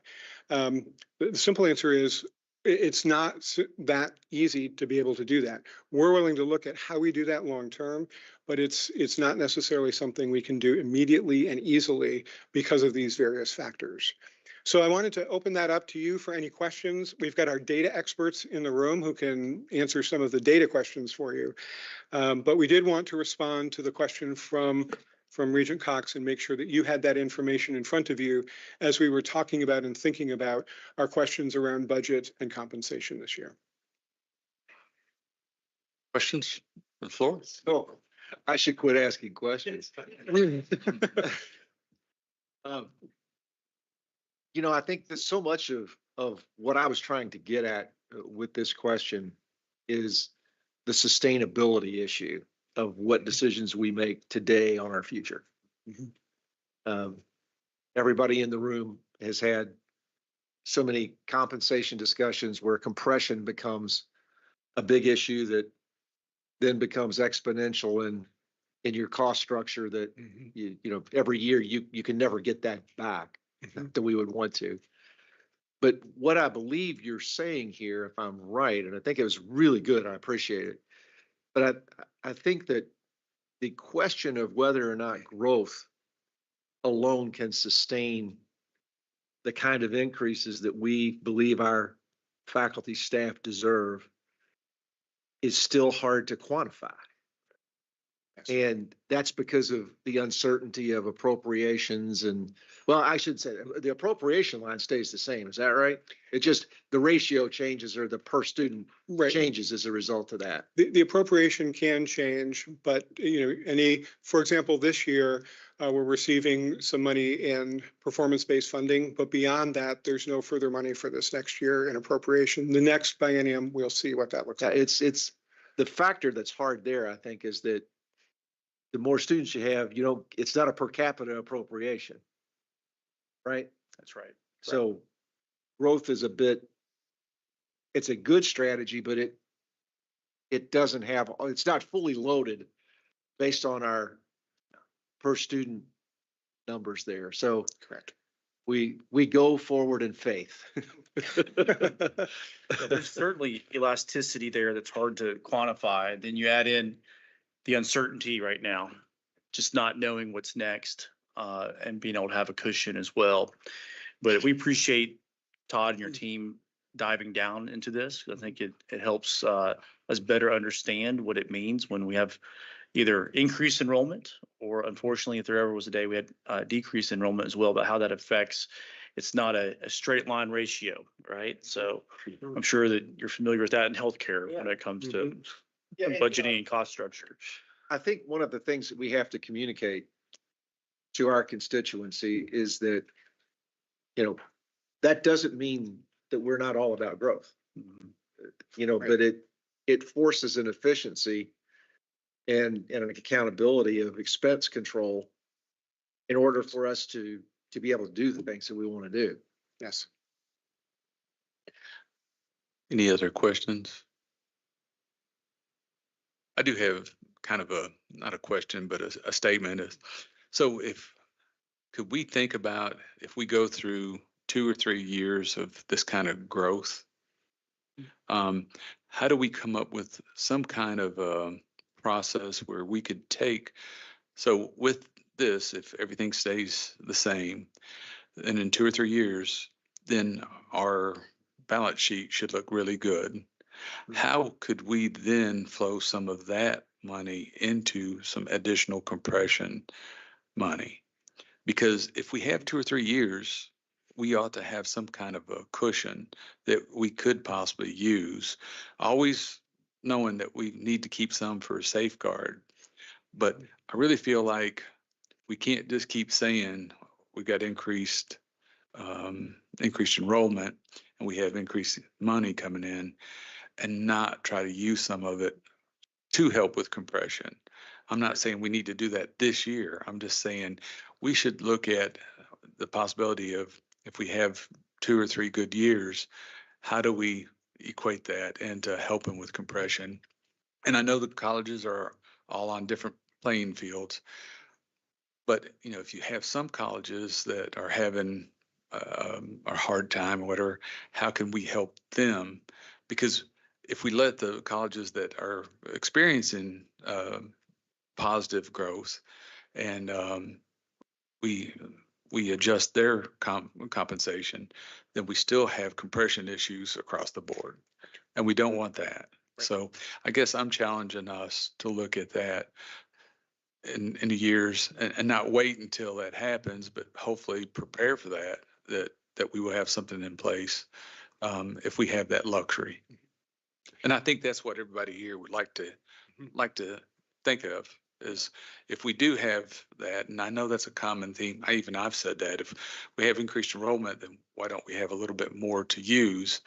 I totally understand that it's not in the same proportion, but in the same token, we should somewhere, if we continue that kind of growth and we don't hit the enrollment cliff, we should be able to tap into that to use some for compression issues. Mr. Chair, I'll just chime in here. Our intent, and we'll get into it later in today's presentation, is to give somewhat of a long-term general guideline about where to go with this. Kind of like what we do with the budget reserve. Right now, we're asking our presidents to increase due to NACUBO recommendations 0.25% each year. They're doing it over several years, so it's not a one-time adjustment. And the other thing about enrollment, I was just reminded about, is that it's what type of enrollment. If we're talking about increased in dual credit, that's great. That's a good public policy for Kentucky, but it doesn't necessarily mean we have more revenue coming in. Or Kentucky needs more nurses. It's an expensive program. So increased enrollment doesn't necessarily we're making more money, and especially on the technical side, we lose money on a lot of the programs we have. So we also have to look at the type of enrollment as well, because increased enrollment doesn't necessarily mean increased revenue. It also inherently means increased costs, especially on programs that perhaps we're not making money on. And I know that I've talked to a few regents in the past few days about, fees or differentiated tuition rates that would cover the cost. I know that's a controversial issue across KCTCS, but it's one worth talking about. I might also note that when we look at that long term, if we've had a couple of good years, that's great. And I wish I had a crystal ball, but as we look at increasing compensation for employees, we need to be fairly confident that it's sustainable, because if we're simply spending money out of our reserve, it has a limited life to that. And so we don't want to get our colleges in a place where having to then make cuts when that money is no longer available. So it's a delicate balance. And I just want to throw that out there. Like I said, I think it's just good to have that feasibility study in place, just in case we do have a fortunate future. Todd, I don't want a report or a committee to study this, and I don't want to be accused next meeting of asking for a question to come back. But just to estimate for me, if you can, when you look at your expense base, what percent of that is fixed versus variable? And the reason I'm asking is how do we flex to volume? Mm-hmm. And is there productivity there that we need to think about? And on the other side of, if things go down, are we able to react to that as well? And I wish I had that answer in front of me, Regent Cox. I think we can certainly take a look into that. I don't know that that's a study that we've done up to this point, and it will be somewhat programmatically dependent. It may be dependent on a number of things, but we can certainly look into that. Yeah. Typically, a fairly fixed. In other words, the more students you take on, the more faculty and staff you definitely have to hire, or is it variable from the standpoint that if it goes down, we have faculty and staff that are PRN in our work? Where if we have the students, we need you. If we don't, we don't. But don't take time on it. I was just curious. I guess the tool that you were talking about in September, that's going to help shed some light on that, correct? Several variables. Yes.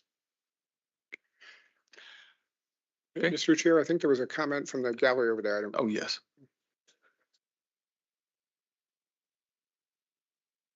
You Get a mic. need Use to the get a mic. if you don't mind. Come join me, Dr. Handy.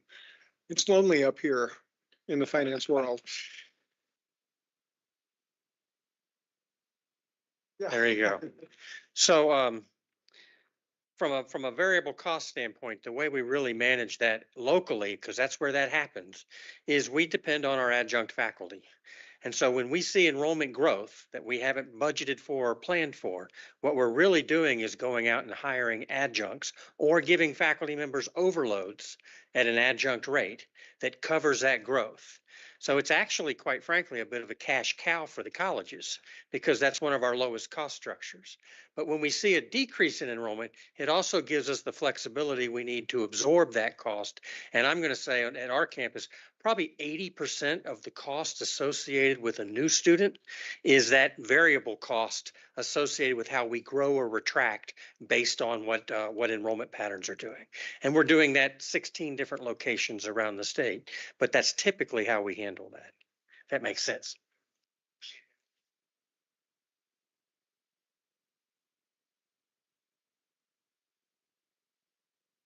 Yes. But there are downsides to that as well. Yes.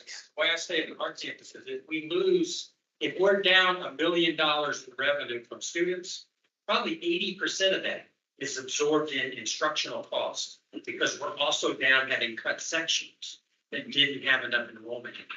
If that makes sense. Adjunct is their PRN. Yes. Yes. And that may, I think going forward, knowing that there is an ability to react is a greater comfort to me with some of these things than if we couldn't. Right. and that may be somewhat, the percentage may be somewhat variable depending on our campus. And just to be clear about that. Okay. You want to go on to the next item? Sure. The tuition? So the next item is an agenda item requesting that the board approve a $6 per credit hour in-state tuition increase for the next year. This came as a recommendation from CPE. CPE basically started at a 5% rate. We've traditionally gotten about 3% each year. CPE's recommendation was, given what they were observing in costs and where we were functioning, they wanted to move to 5%. Some of the colleges received a little more than that, but they proposed about 5%, which is the $6 a credit hour. This roughly equates per student to about $180 a year if they take 30 credits. CPE's recommendation that their board voted on was to give us permission to spend up to $9, $6 in the first year, $3 in the second year. Again, they did the same for all of the universities as well, 2/3 of theirs upfront in the first year, 1/3 in the second year. Based on the recommendation from CPE and their vote, we are asking you for that $6 per student increase. We know we don't want to make it onerous for our students and make it difficult. So we want to be sensitive to the fact that we know this is an increase of our students. But overall, because they do it in whole dollar amounts, this actually is just a touch under the 5% at 4.8%. And so we're asking you, as the board, we're asking you to approve a $6 per credit hour in-state increase for 25-26. Okay, we have a recommendation presented to us. Discussion?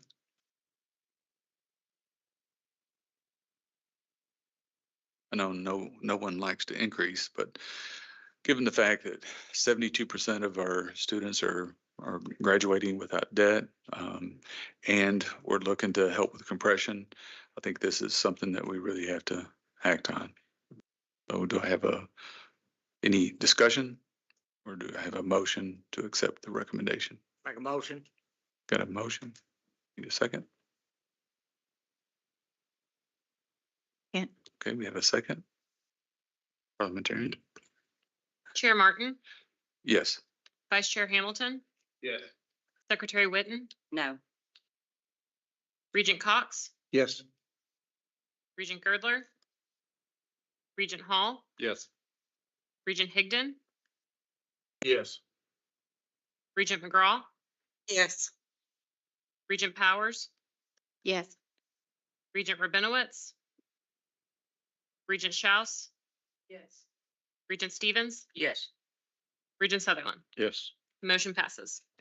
Okay, thank you all. It is right at 1:30. It is 1:30. So let's take a 10-minute break.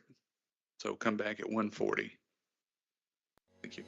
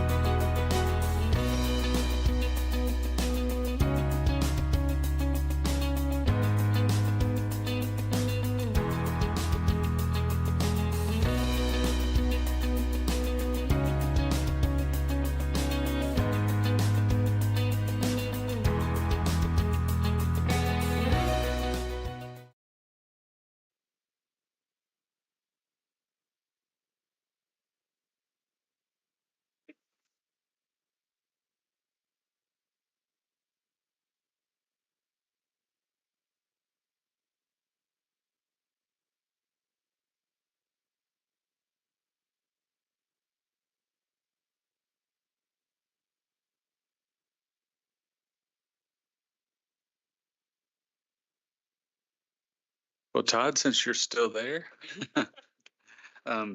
let's talk about compensation. All right, let's talk about compensation.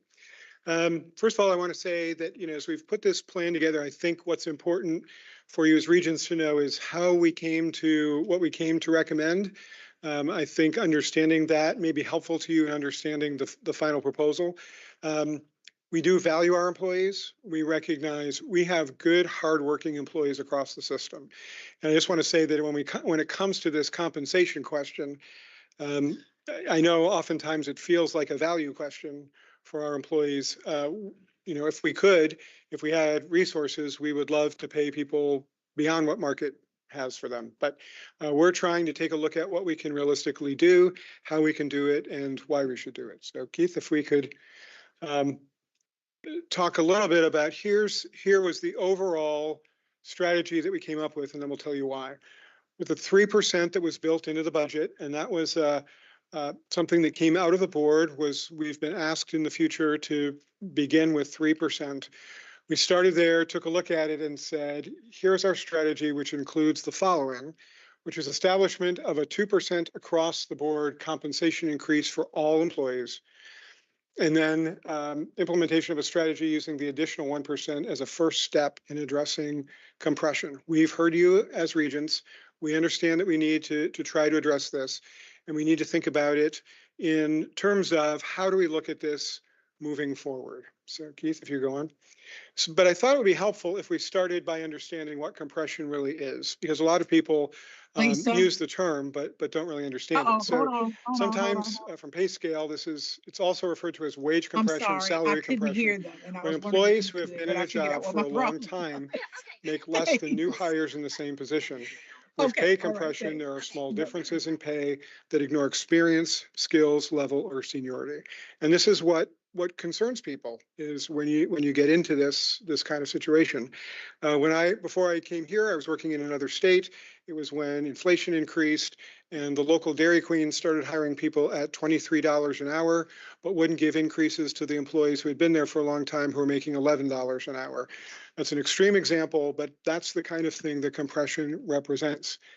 But here's what causes it. This is also from pay scale, except for the last item, which is my own, I admit, but it's from watching this in a number of different positions.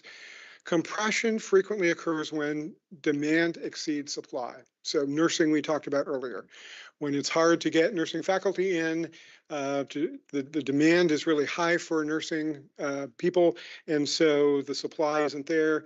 That can create compression. When the minimum wage increases, when inflation increases rapidly, when our pay ranges are out of date or misaligned with market data, when the compensation structure is too broad, or as we might be able to look at over the course of our time here, when compensation increases are not implemented regularly, often due to budget pressures. So somebody's in a position for 7 years, for example, there's no salary increase, and then you need to bring someone new in at that position, and the market says this is what that person's should be paid, but there's been somebody who's been there for a long time who didn't get increases and isn't at that level. That creates compression as well.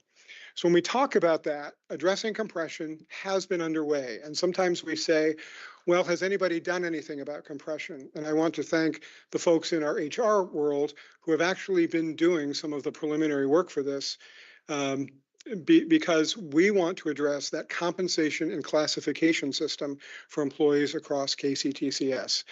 That is, I know there were some pain points around that. There was some difficulty around that.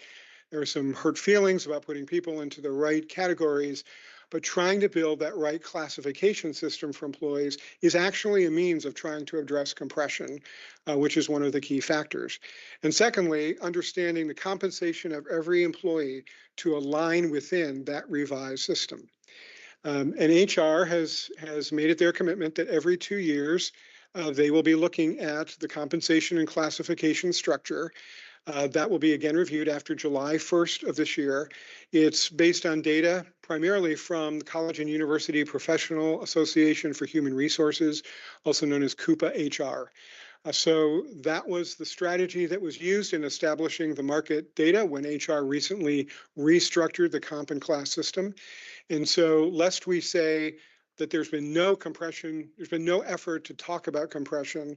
The HR team was working on this long before I arrived. Okay, yes, Regents Sutherland? Quick question. Mhm. We're doing these structures every couple of years. Mhm. Is the plan to get us to market? Yes, we'll talk about that. Our goal would be to get people to market. Okay. Yes. That would be our goal. So let me talk a little bit about our compression strategy for this year, because we knew that we needed to address this. And we looked at a couple of things. We heard a lot about people who had been here for a long time. So we looked at multiple methodologies of addressing years of service as part of this. What could we do based on years of service? How many years? What was the appropriate methodology that we could use? Secondly, we looked at something related to our strategic plan. So we set our retention rate target and said, are we seeing a loss of retention in certain places and there because people aren't being compensated appropriately? So can we go back and determine that there's information there that says this is a particular area we need to address? And we found that when we looked at that, starting from our strategic plan, that there wasn't any clear reference to addressing it from that perspective. The third area that we have been looking at regarding a compression strategy is what was called the compa ratio. And this is a metric, according to Forbes.com, a metric that compares an individual's or group salary to the midpoint of a salary range. In other words, based on the market, the compa ratio says this person is this close to the midpoint of the range in the market within that structure that's been created. So for this year, when we looked at it, we determined, because we'd heard so much about years of service, people who had served for a long time and had fallen behind, we thought for an initial run at this, we felt that years of service was the direction that we ought to head. And so Keith, if you could move that forward. So let me just go back to those reasons for compression. Let me note that the first three are out of our control. We can't control supply and demand. We can't control the minimum wage. We can't control inflation, much as many of us wish we could. So we'll always be reacting to those things when we look at how we address compensation related to those things. We'll always be a little bit behind the curve. We can try to plan, we can try to be forward thinking and think about what that might look like. But overall, what that percentage is, how the minimum wage increases, we can't control that. We actually have to do that to some degree after the fact. The second two of those are in the process of being addressed by human resources on an ongoing basis.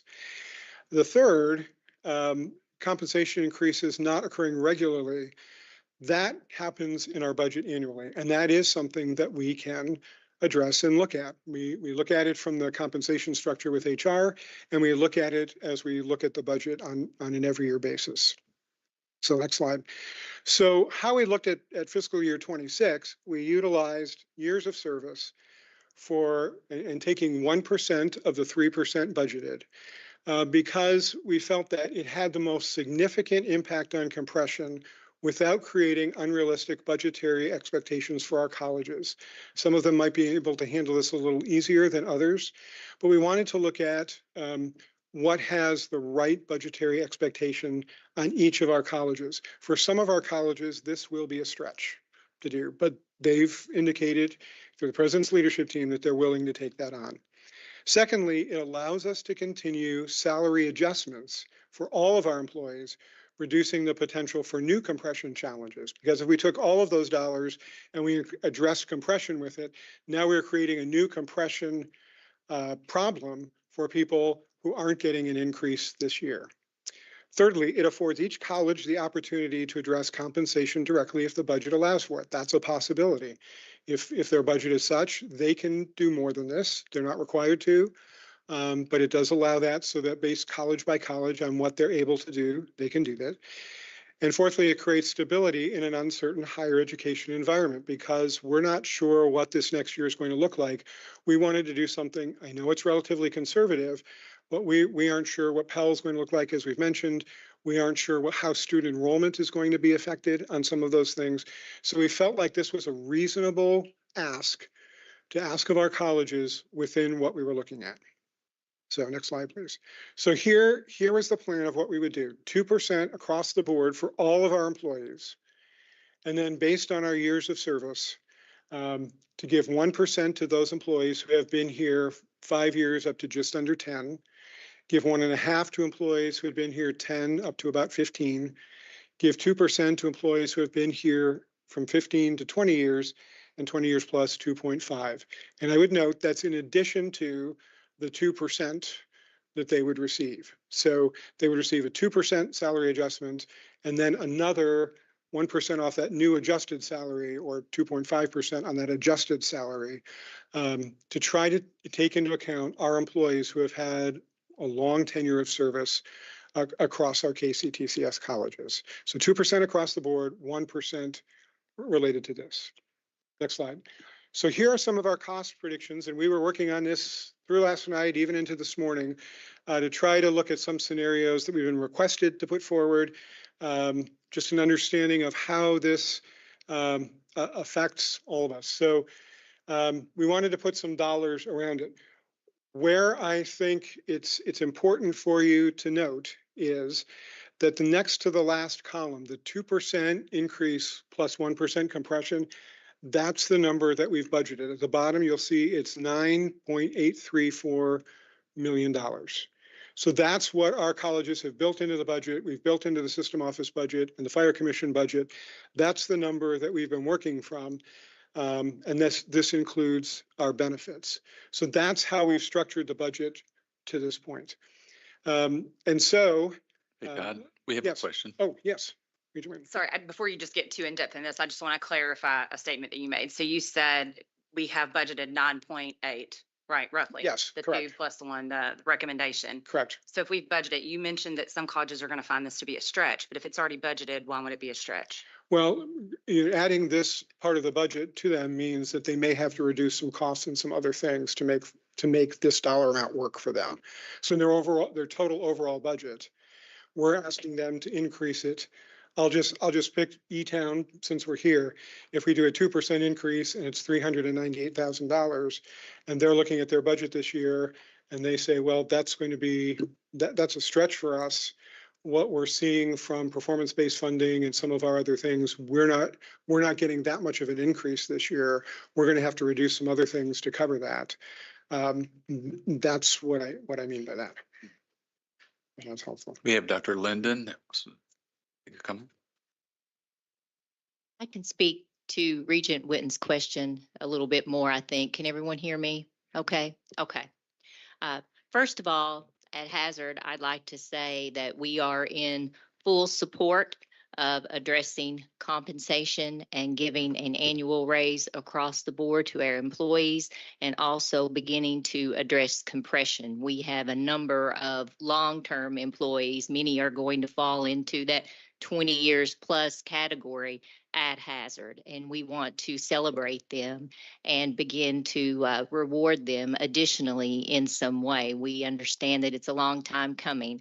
It took us a while to get into this situation, and I think we all realize that, but it will also take us a while to get out of this situation. We won't be able to fix it in 1 year.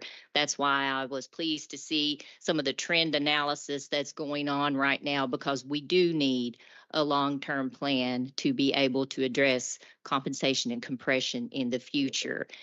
We have budgeted, Hazard has budgeted, the actual total cost for the college will be $420,000. Now, it will cost us more than that, but we are able to do so because we have some employees who are on grants and on gift accounts, so that $420,000 doesn't count those employees who are on those grant and gift accounts. But we have built this plan, the 2% across the board, and then the other adjustments based on years of service into our budget. It has been a stretch for us. We actually were looking at the possibility of losing people to be able to do this. The only thing that saved us at Hazard, well, there was a combination of things. We had a couple of key retirements. So we had some long-term employees who left. And in some of those cases, we brought in someone or were able to move someone up at a lesser cost. And in some cases, we did not replace positions. So we had retirements, We had positions thank that you. we have not replaced, which okay, will no. make it tougher to deliver those services to students. And then we had some employees that we had to move over onto gift accounts. All of that in order to make this work. Now, I'm not saying again that we don't support it. We totally do, but we had to do some juggling. So it was a stretch. And I think I'm speaking for many of the other small rural colleges as well. I know I was speaking with Dr. Brand outside, and he was saying it's been a stretch for Big Sandy.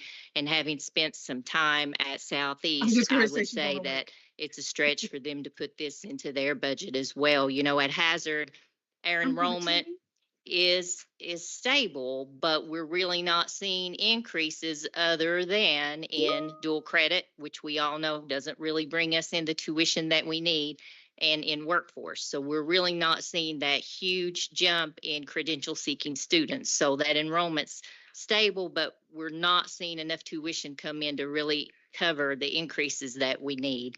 Performance funding, Hazard, Southeast, Big Sandy, none of us have been able to participate in performance funding over the last few years, so we're not seeing any revenue come in there. And then also natural disasters have hit many of our colleges very hard. And so that affects our communities and affects our donors. So we don't have as much money coming in there. So I'd ask the board to consider this when they're thinking about making this change. And again, we're in full support of what we have budgeted here to do much more. I know at Hazard, we would lose people, we would lose programs and services. I just don't see another way how I could do much more and make it work without losing people, programs, and services. So it is a stretch, but again, we want to make this change. We want to reward our long-term employees, but I hope that helps. Thank you, Dr. Linden. Any questions for Dr. Linden? Okay, thank you. And I would note that the plan that we put together, as we put it together, this was discussed with KCTCS leadership, with the president's leadership team. There was full support from the president's leadership team around this, understanding that this would be a stretch for some of the colleges, as we mentioned. So when we look at that 9.8 million that we've budgeted, here were some of the scenarios which we were asked to take a look at. Can we go back to the previous slide there, Keith? So when we look at some of these scenarios, I mean, we were asked what if we went with a $2,000 increase across the board for every employee. Aside from the fact that there may be other compression issues that result for that, that brings the budget to 11.3 million, which means that we'd have to go back and each of our colleges would have to do some work to greater degree to try to meet that particular obligation. And so the $2,000 increase is across the board for everybody. That doesn't include adding on any other compression item that we would have. So as we looked at this, we tried to find a way that was palatable for everybody, that tried to not put people farther behind by not giving them anything, while at the same time trying to address those employees who had been here for a long time. We know that it's not, no plan that we came up with, and we've said this numerous times, no plan that we came up with would ever completely satisfy every concern or need that we have. We're just trying to make a difference in the way that we can now. And so that's part of our plan. Keith, we go to the next slide, and we can come back to that if you want to. So our strategy moving forward, no strategy will address every concern surrounding compression. And I do want to say, much as I'd love to say to you, we have a 6-year plan to abolish compression, we'll never fully change it because the market will change, because there will be circumstances. We will do our best to try to address it to how we can, but we want to work within our budget parameters. Secondly, because there are some circumstances out of our control, we can never completely correct for it. Thirdly, the compensation and classification structure will be reviewed in the coming fiscal year, and strategic adjustments will be evaluated. What we're considering, the rate for each person may move upward, so we're now moving people to a higher target. But as we look at this moving forward, our strategy and our plan around this is we want to focus on that compa ratio, which is getting employees to the right place in the market. And if we can do that for all of our employees, if we can look at that across the system, that's what actually gets us closer to fixing compression. It's not a one-by-one bit. It's about trying to work together to try to determine where the compa ratio is, what the right classification and compensation structure is, where people fit within it, and getting people to the right compa ratio. And that would be our strategy moving forward. So we wanted you to know we didn't just take these numbers and pick them out of the air, say, well, this is this is what we think we can do. We did this with a view toward a long-term idea of making sure all of our employees are compensated correctly and doing something for our long-term employees in this particular fiscal year. I think is that our last, and that's our last slide. So questions, I'm sure there might be one or two. Yeah. Just a couple, Yeah. just a few. Okay. To piggyback on what Marty said. So when you said that the goal ultimately is to get everyone to market. So that is something that I don't know that this current board is aware of. Do we know how many employees currently fall at market or higher? And how many are not at market? So the percentage of employees, this might be a VP Cantor question. Who can we get that number? Can we see what that looks like? Who is not at market? We looked at it. I don't remember it off the top of my head. We looked at it. Yeah, microphone. Because I've never been at market. We've been chasing market. And by the time we even get remotely close to market, we have a new study. And so we're just forever chasing it. So I don't know if we will ever make it to market or reach. That's why I asked the question, is that the plan to get us to market? So that would be the long-term plan. Yes. Just it is moving target though. Yes, but it is a moving target. Well, and VP Kilder, that's a question that I continually have, right? Because, I know the budget scenarios, if we could put those back on there, that'd be helpful.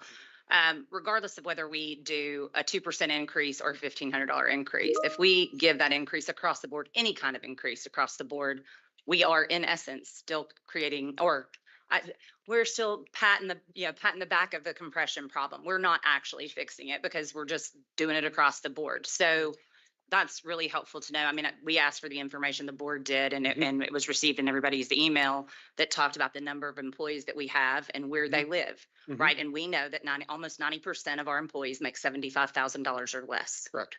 So, when we're looking at these budget scenarios, and I realize the recommendation, and I applaud the work that's been done. Even Dr. Quarles he's worked, diligently. We have tasked him to, we've said multiple times, we got to act on it. We can't keep kicking the can. And I applaud that. It is my opinion that I think that because it is not the purview of the board to work on compression, perhaps this board just looks at compensation today and then charge Dr. Quarles with doing that on his own. Just an idea. Thank you. If you don't mind, Mr. Chair. No. I got two regents having questions, James Lee and then Robert. Thank you. And I want to thank Todd for putting about the seniority thing in there. As most of you know, I've been a big proponent of that for the last so many 100 years. But in the regard is that, as Brianna says, and no disrespect to any administrator in here, is that, almost 90% of our employees are making $75,000 less. So if we give everybody a 2% increase, there's a lot difference in if I'm getting a 2% increase at $60,000 compared to $200,000 or $150,000. And phrase is that, the gap gets wider. It should be the gap should be wide, but it continues to get wider and wider. So, I don't know if how Dr. Qualls feels about compression, and we need to address it, but we need to find ways to take care. And I'm not singling out any employee, but we need to treat all of the employees the same in this salary if we can. And that's why I would be in favor of the flat as compared to the percentage. Thank you. You want to comment on that? Well, as we look at it, depending on where that flat amount lands, that can have a detrimental effect to someplace like Hazard if that increases it. The second thing is, because our goal is to try to get everybody to market, that means everybody. And I use the phrase, a rising tide floats all boats. And so, yes, it probably does for some of the people in the higher range mean a higher increase. It also addresses that there may be some compression in some of those positions where they're behind where the market is for that level of position. And so what we really want to do is try to establish what the right salary should be for each of our employees and try to get people to that degree. Hold on, Robert has a question online. Robert? Can you guys hear me? Yes. Can you hear me? Okay. Yes. So I'm kind of going to echo what James Lee was saying. You know, we do have, and then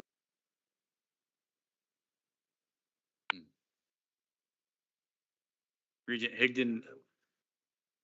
Robert, may you have work for lost UK you. and you're in IT, but we can have a bad reception. hang on just a second. Let me rejoin. I'll be right back. Okay.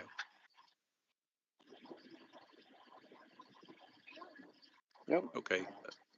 Regent Wooden? I think he's trying to reboot. So true or false? Mhm.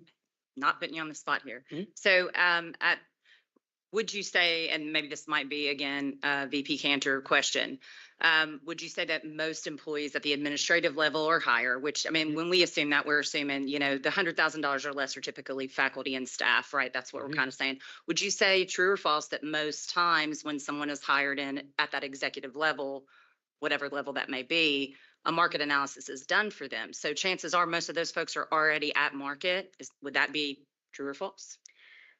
False. False. Okay, so not all the time are market analyses done.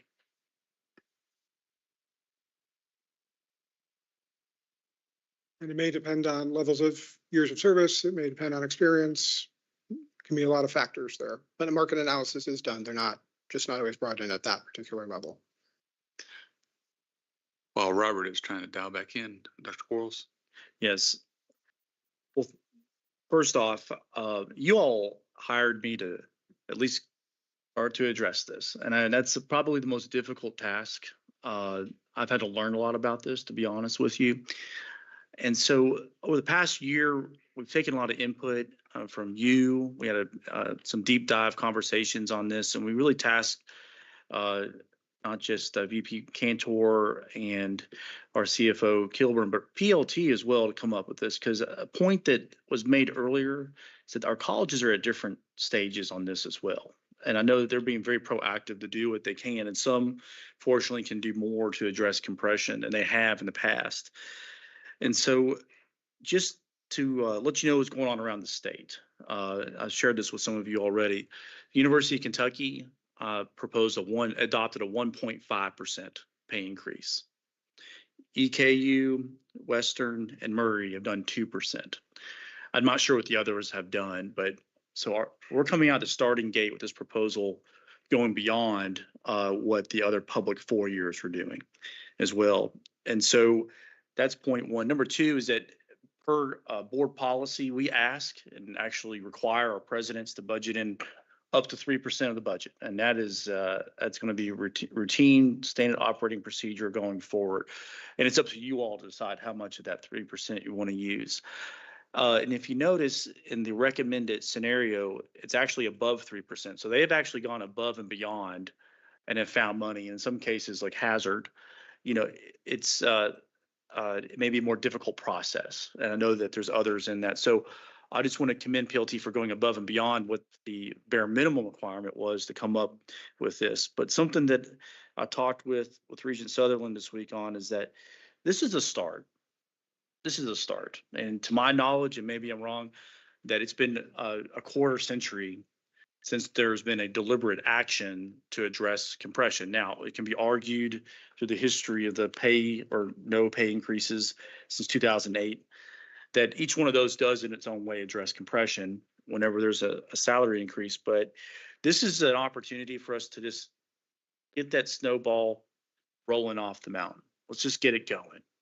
And we would hope to come back in September, like we did with our budget reserve, long-term runway here, to give you kind of projections about what we're looking at going forward. But this is an opportunity to match or exceed what other public institutions are doing with a 2%.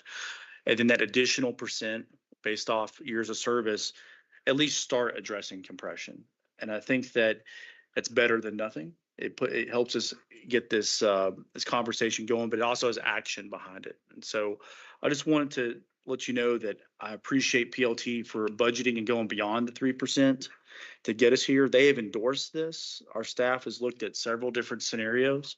We appreciate other scenarios today, but just to let you know that we're prepared and are supportive of the 2% plus 1% addressed on compression. And I know that's not going to make everyone happy. I get it. And that's part of the job, right? But this at least starts having some action towards addressing compression across the system. James Lee. Mr. Chairman, and Dr. Quall's comment, I want the PLT to know, I was the one made the motion to increase tuition. And I'm my theory has always been never leave any money on the table type of thing. But, basically we got to take care of our employees. And when I hear that 90% of the employees make less than $75,000 a year, that's why I voted not only to help the system, but to help our students. So, and I don't know, the 2% raise helps the employee, helps all employees. It certainly helps those employees much more that make more than $100,000. Thank you. Okay. So one of the things that I've been kind of thinking about that would kind of maybe a compromise here, right? So if, for example, we were able to do the $1,500 straight across the board, but then offer a 0.5% compression increase across the, so we would have 5 to 9.99 years at 0.5%, 10 to 14, 0.99 is at 0.75, then 1%, then 1.25. We're still trying to address compression, but we're also able to meet the $1,500 across the board. And that would put us approximately at $477K over budget, which if you spread that across 16 colleges, now I know it's not all equal, but that's going to be a little bit more attainable in my opinion. But we would be able to maybe solve both issues. VP Kilburn, you got any comments on that? I'm just curious if you've even run that number, because we've asked you to run quite a few numbers. I haven't run that number, and yeah, I have lots of thoughts, but they're all spinning around. So something should actually probably talk before I respond. Yeah, I mean, I think the issue, and Bridget and I have talked about this, we're trying to focus on, we want to value all our employees, right? We really do want to value all our employees. But when we look at how we build these structures, we're looking at the value of positions as well. And so there are positions that, for better or worse, the way the market is, hold a higher level. We want to be able to retain good employees who, when they leave, we can still keep them at that level. And so, I don't want necessarily to say, well, those people are up there, make more money.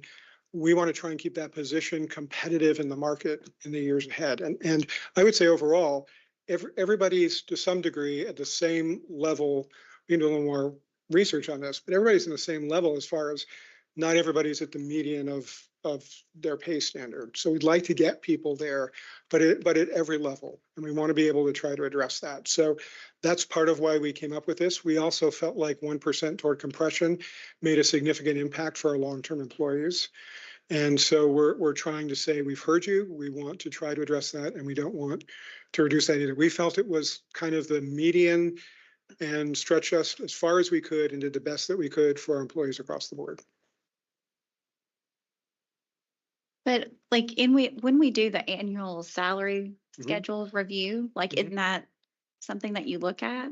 Is when you're looking at what people are being brought into and what their competitive salary, you're looking at that every other year, like every 2 years, yeah?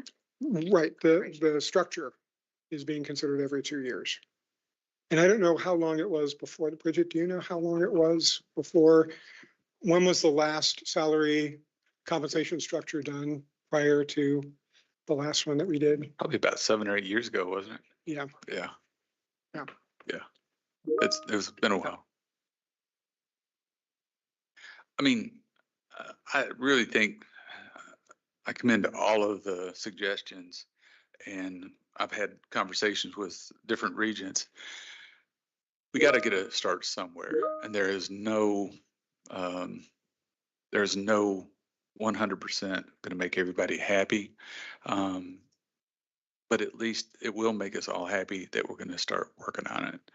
I think we have to trust our PLT and the cabinet and President Quarles as to coming up with the best suggestions that they feel is appropriate.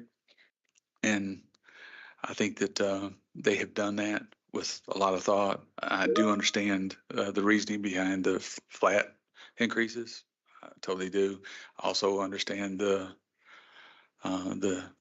cons about the flat increases as well. I guess we just need to try to come to some kind of compromise from the board's perspective. Realistically, we are supposed to approve the budget and with the increases, and we're supposed to allow the president and the cabinet and the PLT to deal with compression and deal with compensation. But I think it would go really far for us to have a vote and support what they are recommending. Any other comments? Oh, there's Robert. can you guys hear me? Yes. Yeah, we can hear you. So just out of curiosity, have we looked at maybe doing like a tiered approach, like maybe looking at the people that are the farthest away from where they should be and considering them for that, years of service, 2%, 1%, however many years of service, to get those people that are the farthest away closer to where they need to be. And then, just go down the list. So the people that are pretty close to where they need to be, tackle them, just do it start with whoever's farthest away from where they should be to be at market. And then, work your way down the list from there. I mean, that way we're not saying, everybody's not going to get something. It's just we're doing it in tiers. So that reduces the impact, or should hopefully reduce the impact that it has on colleges like Hazard, Big Sandy, stuff like that. And we're not having to cut people or programs at those colleges. So say, fiscal year 26, we give something to those people that are the farthest away. And then, when you guys do the same thing next year, we look at giving something to the people that are, next on that list and do it in a tiered approach. Have we looked at that? So I would say yes, we have to some degree. Because we're now going to be undergoing a review of the comp and class system in this year. Before we began that, we wanted to make sure that we set kind of that benchmark at the place where it needs to be in the next year. We also heard fairly consistently across the board that the biggest issue people were trying to address in compression on the human front was years of service.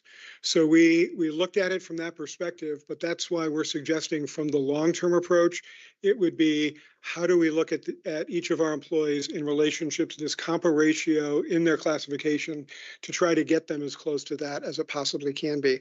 I don't know what that will look like next year, and so I don't want to make any commitments for here's what next year looks like. We could be in a completely different financial environment, but we have said that's where we'd like to get eventually. We just felt that we need to do something for those long-term employees to show our appreciation for them right now. Marty? Just a quick question to kind of piggyback on Jimmy Lee's. Have we already spent our 7.2 million that we just passed? What did you?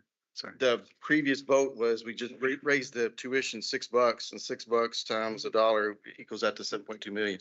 Have we already spent that or is that? That'll be implemented this fall and for future semesters. Right. So it's not been spent or collected. Correct. But it's in the budget. It is budgeted. But you have budgeted for that? already? Yes, correct. Okay. You're accounting on it.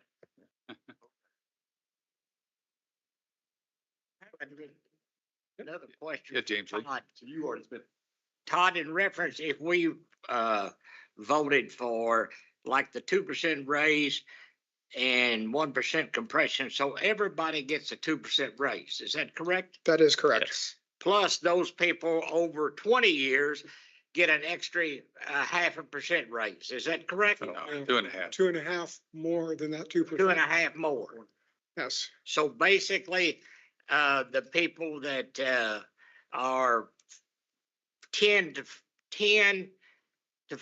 14 years would get a 3.5% increase, correct? roughly, yes. Yeah, The roughly. 1.5 is on top of once you take the 2% and add it on to someone's salary, now it's an additional 1.5 beyond that. So it's a little more than the 3.5, but roughly, yes. And that's all employees, That's all employees. Yes. That's correct. to include each president and their cabinets and all employees, correct? It does, yes. So that addresses the issue that we've been having of years of experience. Yeah. The compression. And Marty, I know that is our goal. And we have had a moving target, but we've never shot at that target. We've always been watching the target move. This is the first time we've actually took a swing at it. So, I mean, it's not going to satisfy everybody, but at least we are trying. And that's what we charged President Quarles to do is let's quit talking about compression and let's move on it in some capacity. I guess So- I have another question for Dr. Quarles.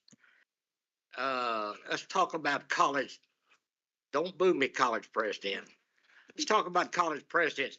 If a college president has been in the position for the new one, then they would not get the 1% additional raise, correct? Correct. In the same way for a new cabinet member, correct? If they moved into a executive position, there's, Not unless if they came from within the system, they would still have years of service. But if they're new to KCTCS, then the answer would be no.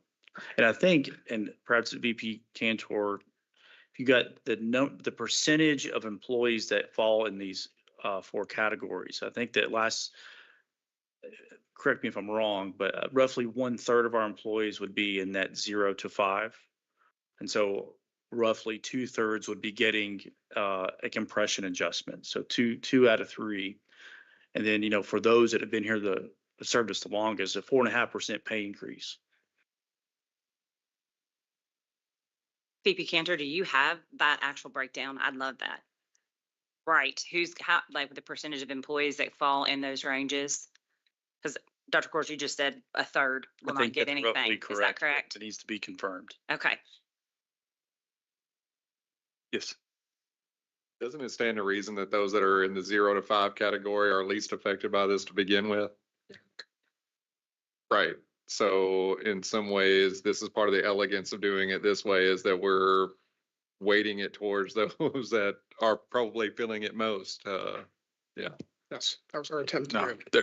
they're really not. No, not at market, no, but those in Maybe the 0 closer. to 5 category are further away from compa ratio than those that are 20 plus. Is that a fair? It could well be. Some depends on their position, if they've moved a position, for example. But, what we're really aiming at is to try to provide some additional compensation, as you said, to those who have been here for the longest period of time. We didn't do a deep dive analysis of each employee as to where they were in relationship to the market related to that. He's Further- gonna hate that I do this, if you don't mind. Yes. Just because of your bedside comment. So Yeah, I know you've been through the board book and you've seen that we've had 47 faculty resignations. Is that number right, VP Cantor? If not, it's pretty close. Right, and I know that, we heard, Dr. Capo, when he was at Bluegrass, we heard him say, UK was pinching off people. Dr. Quarles and I talked, Pikeville, right? I mean, we've had issues with, whether it's faculty resignations for whatever reason. But when you use your bedside theory, you've been very quiet. I'm just interested to hear Regent Cochran's thoughts. He's talked out. I'll tell you a couple things. Good, and I'm rough math, okay? We're talking about $9.8 million, right? What percent of our payroll is that? Just rough. Total payroll. Yeah, about that. Pressure's on, President. Overall payroll was over 400. Payroll's close to 80%. Yeah. 80%, 80, close to 80% of the budget is payroll. It'd be 800 million. So we're talking about this is what, less than 10%? Yes. Yes. Correct. So when you're talking about less than 10% of the payroll, and we're trying to solve, and this is my view of it, I could be wrong, and it's okay. We're trying to solve general increase. We're trying to solve compression. And in my hearing, we also are trying to solve longevity bonus, some reward for staying. That's three really difficult things to accomplish with less than 10% of your payroll budget. So where I kind of look at this is I would love to hear from, and I think you represent the president. So my bedside comment has always been, listen to those people who are closest to the action. And they're the ones who are going to have to manage this and make it work. So I would like to know from that perspective, is this how you feel you can best, and I don't want to get into everybody's standard. I'm just saying, we have to trust that you've had this in the council, that your folks think this is the best way for Been them. endorsed. Yeah, for them to get there. And have they considered those things that Regent Witten's talking about? Because that to me becomes the link. This is getting very close for me to where I was proud of the fact that on that survey that we stayed out of management and stayed into governance. And I don't want to not be true to that, because I was the one who graded us very highly for that. We've done a better job of that. But this is the sticking the nose in instead of the fingers, just enough of the nose to feel like, okay, is this representative of what that type of philosophy is? And I mean, you can speak for the president. I'm not asking them. Feel free to join in, but we started this conversation probably over a year ago. We've gone through several different scenarios, and some of the scenarios presented today we did not go through. Those are novel, but this is what we think is accepted. It's what we had budgeted for. Again, this proposal starts us out of the blocks at a greater percentage than the University of Kentucky. At the same percentage of at least half, I believe, of our regional and comps, percentage wise. And then on top of that, gives me, through the administrative authority appointed through the KCTCS president, to address compression. And so I feel like this is a great first start to get us going. Again, just like we've had to do adjustments and future adjustments on our budget reserve policy, because we know that's below NACUBO standards. I do believe that this respects years of service, at the same time reflects what the other public institutions are doing across Kentucky, and then gives us an opportunity to give some employees up to 4.5% this year. So I think it's a good start. It's not perfect, but President's thoughts? Yes. It's a great. If you don't use the microphone, please.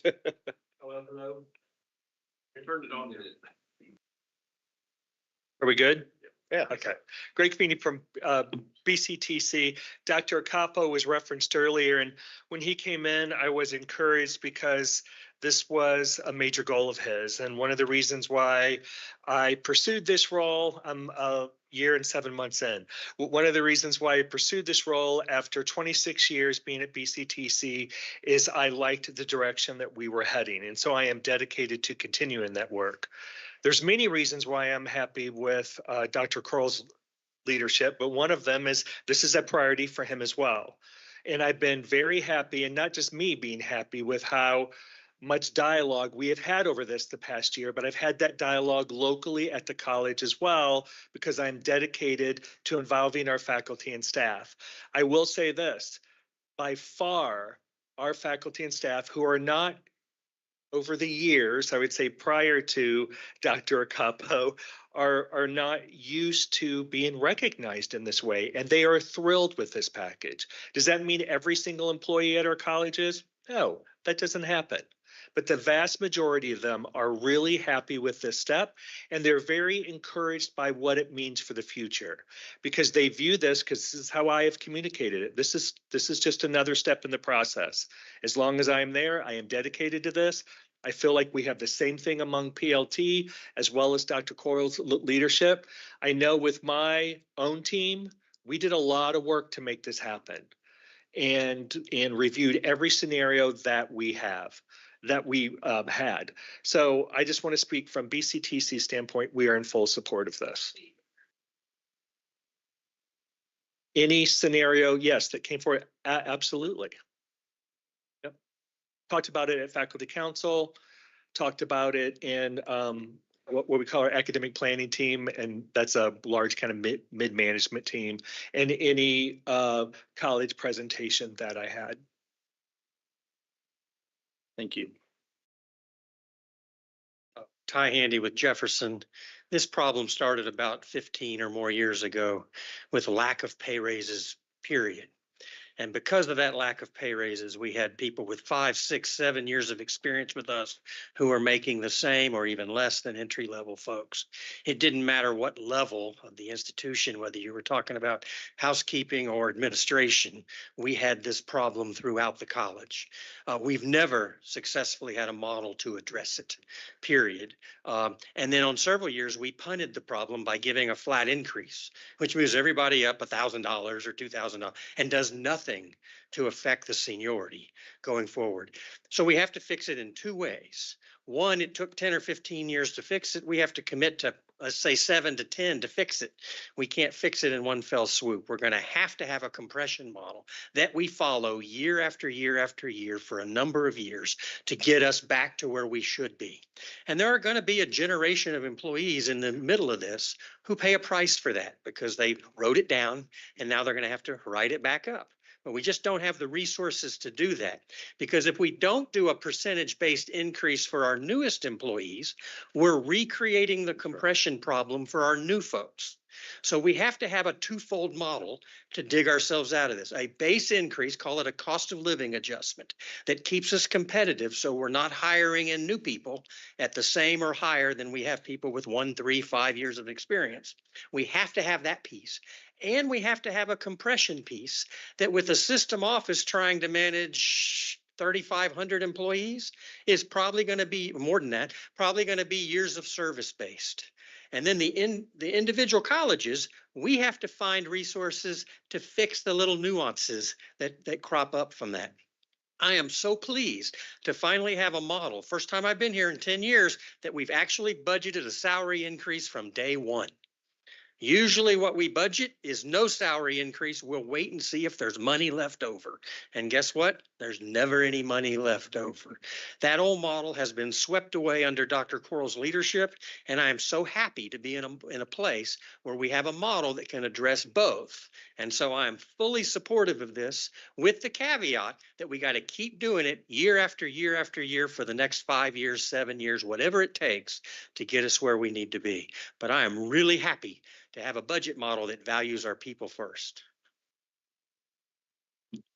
Echo everything my colleagues have said. At my last faculty staff meeting, the ultimate question, even from the curmudgeons, was, are we just going to kick the can down the road for yet another couple of years? This is a very important start. Come back with something. And I guess my appeal on behalf of all of my colleagues is this. Outside of serving students, the second most important thing that we do is investing in our talent. And Dr. Quarles says it very well. Our colleagues, and in my neck of the woods, they go to the same restaurants, sit next to colleagues at Murray State who are getting raises unapologetically because they've invested in their talent.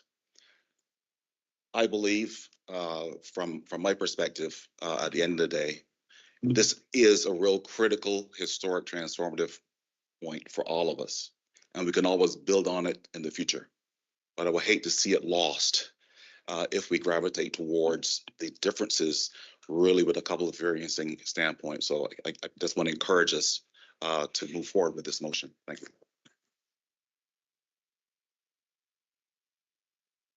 I'll be brief.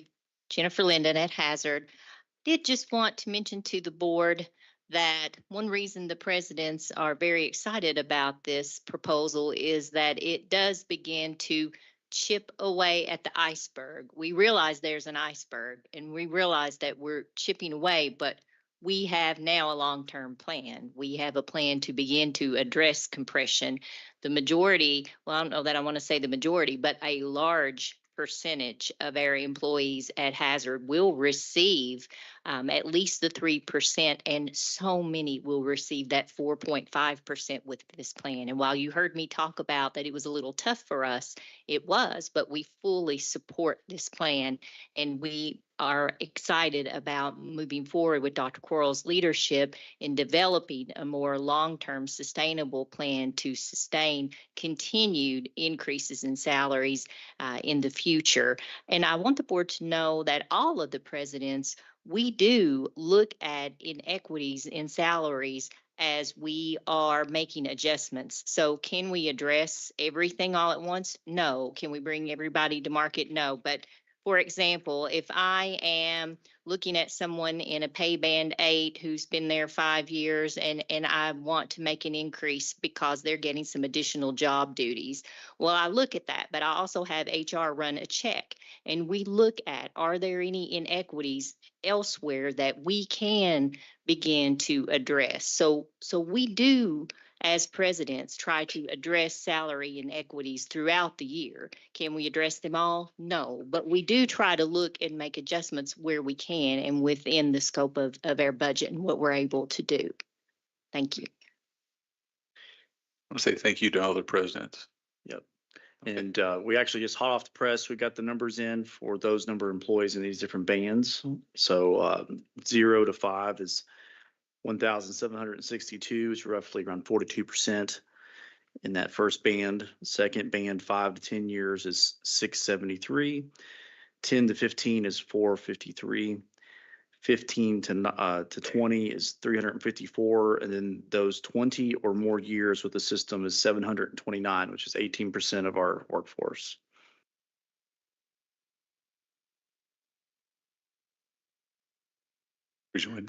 Yeah, so you had mentioned, I think, previous at the March meeting, Dr. Quarles, that you had said some of the colleges, and I know from even my college sitting behind me, that we have taken action at some institutions to go ahead and try to get folks to market. So here's the question. So if we're all getting if we're following the model that you guys are putting forth, a recommendation, the 2% and the 1% to fix compression, well, the people who are already at market and have been recently fixed, are they going to receive this also? So, for example, if they got a raise last year, a pretty significant one to get them to perhaps market because they were a valued employee, are then they going to also? This plan is across the board. Gotcha. And just keep in mind that we've got over a quarter century of history here of 17 different institutions, including the Fire Commission, starting off at different spots. And this is our attempt to provide consistency across the system and an element of fairness as well.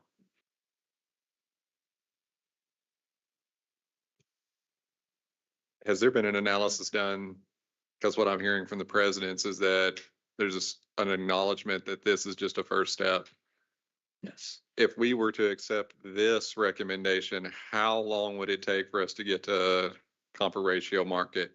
And I know you don't have a crystal ball, and I know that this is a shifting target, but let's just say all things held the way they are now. How long would it take using this method for us to actually get to where we want to be. Bridget, do you have any thought? I would have to say, I haven't done that analysis and I don't want to shoot from the hip on that particular question. I think that, you know, part of what we're going to try to do is make sure that we're constantly focused on what the target is. And that we're trying to address and get as close to that target as we can. It may shift from year to year. There may be different positions. There may be things within the market that change different kinds of positions. So I don't know that we'll ever fully and completely get there, but I think without having some kind of stable target that we're working toward, we'll never get anywhere close to it. So we've just said, whether we get all the way there or not, we're going to try to get as close to that target as we can each year, each and every year as we look at it. And a quick follow-up on that. That's another reason why we proposed coming back at the September meeting with somewhat of a runway presentation, just like we did with the board budget, the budget reserve policy as well. And we can try to get as close to an answer as possible, knowing that things will change. If we lose ground next year, so let's say you can't do this next year, do you feel like that, again, listening to the president say this requires a sustained effort, if we don't sustain the effort, if we lose a year or two, are we losing ground then? I mean, it sounds like yes. Yes. So this should be a high priority then to sustain the effort. Yes. Yeah. Well, based on the president's comments, they're willing to take this on every year to try to head this off. So we have that commitment. We've got it on tape. So I really feel like we've had a very healthy discussion about it. We have a recommendation from Dr. Quarles and his staff. I think we ought to at least vote on it. And if it doesn't make it, then we punt and see what else we can do. But I think we have a recommendation, and I think it's worthy of a vote. Because we've heard comments from the PLT and their support of it. So, can I ask one last question before we do the vote? yes. So Dr. Linden had mentioned that, you know, for Hazard, you know, that it may mean that we have to change some programs, possibly lose some people and stuff like that. And I know Hazard's probably not the only college that may be impacted in this way. Is this model that we're getting ready to vote on, like, is it sustainable without having to constantly cut programs or cut people moving forward? I mean, I know somebody said we don't have a crystal ball, which that's true, but and you know, working at the college, I know there's a lot of people that definitely are not getting paid, you know, anywhere near what they should be. But you know, without our students and without our programs that draw the students in, you know, we're fixing one problem but creating another. So is this model sustainable without our smaller colleges, our more rural colleges having to make cuts like Dr. Linden had mentioned? Well, I think with the proposed recommendation, the smaller colleges are making those changes to make this happen. I think what they're saying is if they have to go any further than that, it probably would cause problems with programs and employees. Yeah, so Regent, I'm sorry, I was just going to say, and as we move forward, taking a look at this, we'll be in consultation with PLT when we come before the next budget. We'll be talking to them about the implications of this. So that decision won't be made in a vacuum moving forward. We'll be working with the presidents as we have this last year to try to understand the budget implications of any future direction we take. Yeah, I'm a big fan of harmony, so I prefer it over anything. I know sometimes it's not possible. Is some of the is a lot of the indigestion over what we're talking about here the fact that it's percentage and not flat? Because that's a different argument to me. If we're looking to accomplish the things that we're looking to accomplish, that becomes, there's a different strategy here is what I'm saying. So and I'm not taking, I'm just curious, is that where the indigestion is here? Around that everybody should get a flat amount, and then how long you've been here should be the variable? I mean, is that compared to what's been proposed? You're looking at me, so I'm assuming that you want me to answer that question. No, James Lee said it too. James Lee said it too, so. Usually you're right behind me, so you. I know, they don't let me sit next to you today, so. I mean, well, that's, kind of the next question that I was going to ask. It is our statutory duty as a board to deal with compensation. That's our job. We have tasked Dr. Quarles with fixing compression. And this actually is marrying those two. I mean, my suggestion is if there is further discussion or questions, perhaps we should split the recommendation. Well, Just an idea. I'm not trying to change the recommendation. Okay. I'm just trying to understand the indigestion. Don't throw stuff at me. No. Because, one of the problems I think that in sitting where Dr. Quarles sits in my day job, I get it. All right. Because the board is responsible for a compensation philosophy, but the implementation and recommendations come from, in my job, me. Because I got to live with what I do. And the president's got to make it work. And if they can't, we need to know it. So that's kind of the piece over here. But when you start going to flat amounts for everybody that makes the same, I love how it feels.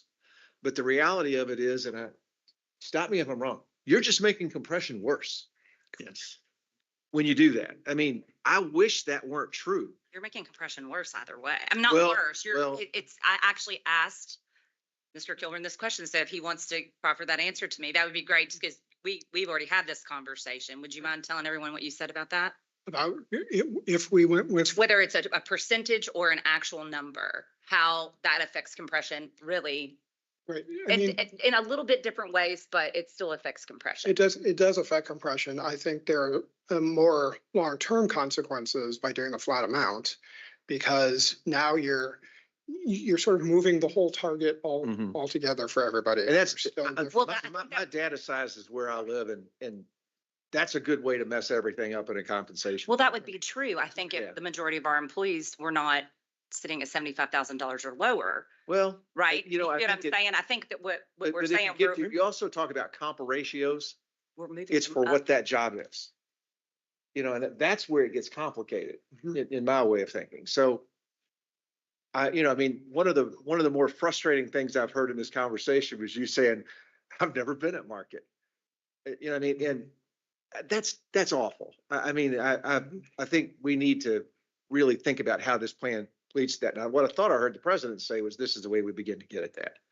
But I just want to understand, is that where a lot of the indigestion is? Because if it is, it's just a difference of opinion at that Well, point. and I think it's really just, I mean, and I've given this scenario before, a 30-year employee, that makes $38,000 a year. Yeah. Let's look at what that 2% plus 1 is going to do for him. I mean, it's going to be a 4.5% raise. I'm not denying that. I'm not denying that the model is not a horrible model. I mean, that's not what's hard to swallow here. But I do believe that a flat number across the board would be more for him. That's going to put more money in his pocket. I get that. Yeah. Okay. And more than I take like I gas. say, I embrace the spirit with which you're coming to it. Thank you. If it's pure compensation philosophy, it makes it worse. And you can tell me if I'm wrong, because I was in human resources years ago. And I mean, so my thought process on that really kind of becomes, and I want to, the question that we got on Zoom, I think that's a really good question, because I ask it all the time at work. And I always get the same answer. If you can tell me what the market's going to do, if you can tell me what the economic indicators are going to be over the next few years, I can give you a pretty good model of whether or not it's sustainable. That's why I think it's a year-to-year commitment to do the best we can to get it out of this ditch. And it feels like to me that the presidents think this is the ditch getter outer. There's a commitment, just like with our reserve policy. So don't forget, you all adopted that back in March. felt pretty comfortable with a 5 or 6 year, not knowing when that timeline might end.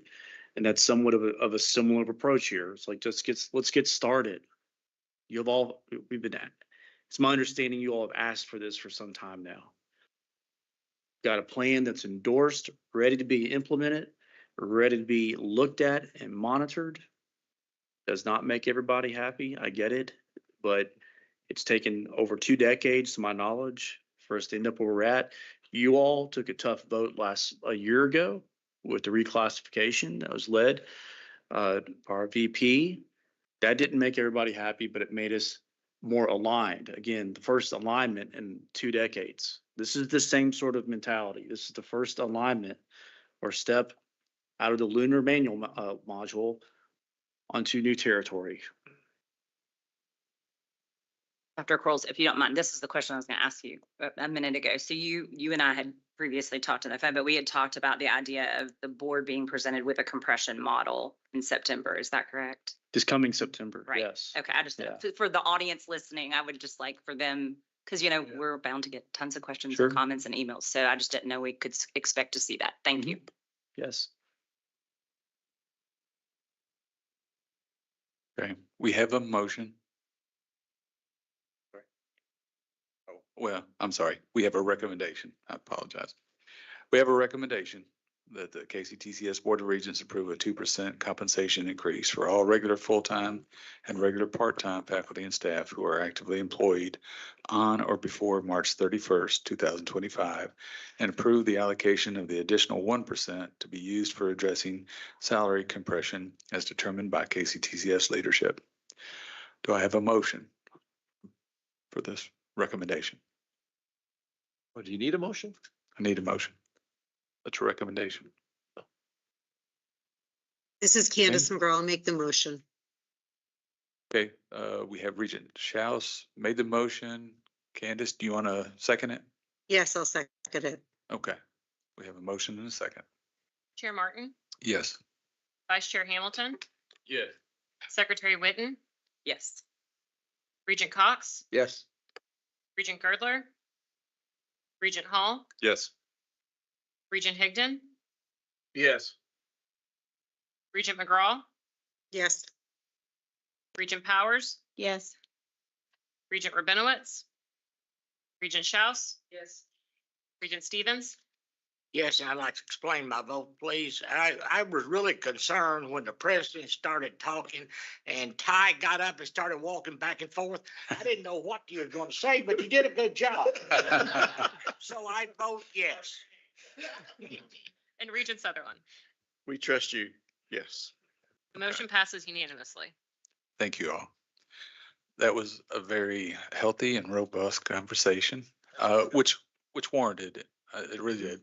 I totally understand about the flat, but I also understand that that does kick a different curb, a different can down the road that we would have to address eventually. So, next item, Todd, do you need a breather or you good to go? I think I'm okay. Okay. I think I'm ready to go forward. So we'll ask you to go over our annual budget. Sure. So as we've put the budget together for this upcoming year, I'm very thankful you passed that recommendation because the budget has that built into the budget. So had we had to redo that, I'm not good at tap dancing, so we did try to put this together. But this does provide a 2% base salary adjustment for folks, provides funds for compression, tries to address fixed cost increases like utilities, insurance, those kinds of things at our colleges, and maintains non-recurring budgets for each college and provides some safeguards to our institutions. A couple of things just to note as to what increases in revenue we have coming in, aside from the questions of enrollment. We have the income that's coming in from performance-based funding, which is $2.2 million. We have in addition, other things that are non-recurring funds that are mandated by the legislature. One was $1 million to help fund the forensic audit that we did. And one was 1.4 million for West Kentucky Aviation. So aside from what our colleges are able to do with their tuition increases, this budget is fairly flat in many ways, aside from the performance-based funding. So we have worked through this budget. You can see lots of great detail in your copy of the budget. There are some nifty charts in there that you will take a look at. But it does increase our budget, and I'm trying to find the final number here for the year. Brendan, do you have that number right in front of you? I have so many papers here. I'm just not, there we go. So on the revenue side, we're anticipating for the 25-26 budget, $1,053,914,000. And then for the system expenses, we are building in a budget of $715,409 million. And so we bring this budget to you. We're happy to work through some of the details. There's a lot of detail to go into this budget. Our colleges have worked on it, have put it together. And so we're requesting that you support this budget for the upcoming fiscal year. Yep. Mr. Chair, if you don't mind, just some commentary. I just want to say thank you to our presidents, the respective business officers, Todd Kilburn and his team for getting this together. It also reflects the fact that we've had some generous infusion of funds from the General Assembly for the additional cost of insurance for fire and tornado, which we know will go up again this next year. We're also fortunate that we're on the heels of $90 million that was appropriated for capital construction projects. Again, that was optional to that. They could have given us $0. They gave us the maximum 90, and that helps.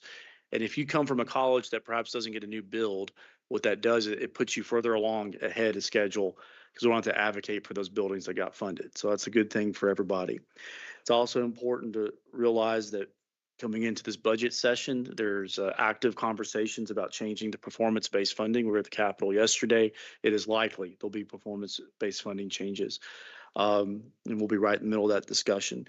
It's also likely we'll be asking for some sort of compensation for these tuition waivers we keep hearing about. There's actually 25 plus of these, and KCTCS bears the brunt of a lot of that. And so there's a conversation about asking for a pool of money and it'd be prorated out among the publics due to the use and utilization of the waivers.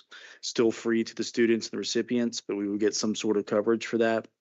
And then also just a general statement that the cost of doing business is going up just about everywhere. And so I appreciate you presenting this budget to us. And we're happy to answer any questions you may have. Todd, I have one question on B5. It has personnel cost, 415. Is that total salary, 415,000 out of our total budget? On B5. B5. Moment. I just want to make sure I know what I'm looking at because I looked at this the other day and I thought I had identified what our overall salary is.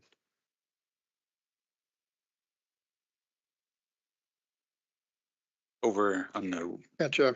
right Under column. object of expenses, personnel costs, $363,000 for that. No, so Um, down at the bottom, Yeah. objective expenses, yeah. Brendan? 415, 726.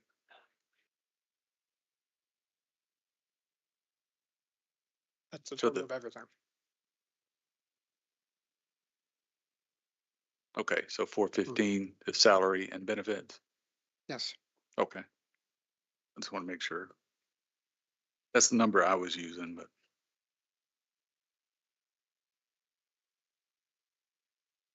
On your revenue. Mhm. With unrestricted and restricted. Certainly gets my attention that the biggest block in there is government grants and contracts. I don't think I would have answered that question correctly if given it the quiz. It also makes me wonder how vulnerable are we there? I mean, and some of this I have to think if it's government related and it's revenue, it's probably going to be questioned. And I guess the other question here is maybe too micro, but from a tuition and mandatory fees, have you seen any, or do you anticipate anything with international students based on the where things are that would impact this from a budget perspective? So first to the question about government grants and contracts. I note those are on page B4, if that's where you're looking. Those are restricted funds. They're government grants and contracts that come in for something specific. So those would be things like a particular project, something people have asked for. It also includes things like Pell Grants. And we do have vulnerability, particularly there, as we do in all of our contracts. So that is a big concern to us, and why you'll catch me hedging myself a little bit about what does next year look like, because so much of that is beyond our control at this point. We're trying to adjust for that. And I'm concerned not just from what the dollars are, but how difficult it makes the journey for our students, and how we take a look at that. So I think we do seriously have some vulnerability there, and there may be some grants positions at our colleges. We've already had some where there have had to be reductions based on the loss of things. The number of international students, I think, is not as large. I mean, we have some. I don't know that that has a huge impact on our budget for next year. But we are concerned mostly for our Pell eligible students, which is a significant portion. Yeah, just to echo that. So vast majority, that's going to be federal financial aid, right? And so there's a degree of uncertainty. You know, we hope to get positive news out of reconciliation, but on top of that, we have lost at least one international grant that I know of that supported well over a dozen students, et cetera. Always questions about visa and questions like that. We do have some of our colleges do have somewhat robust international student presence. I know that at Sky, very large, at JCTC, BCTC, and others. And so it's a great question. It's hard to get exact dollar amount on that, but for us, it's more of the uncertainty of the situation is what we're trying to plan for. Any other questions? Okay. How about we have a motion that the KCTCS Board of Regents adopts the 2025 and 2026 budget resolution regarding the annual budget for KCTCS. Do I have a motion? So moved. Second. Second. Parliamentarian? Chair Martin, Yes. Vice Chair Hamilton, Yes. Secretary Witten, Yes. Regent Cox, Yes. Regent Girdler, Regent Hall, Yes. Regent Higdon, Yes. Regent McGraw, Yes. Regent Powers, Yes. Regent Rabinowitz, Regent Schaus, Yes. Regent Stevens, Yes. Regent Sutherland. Yes. Motion is passed unanimously. Okay, thank you. Let's take it is 3:04. Let's be back at 3:15. Let's take a break and give Todd a breather.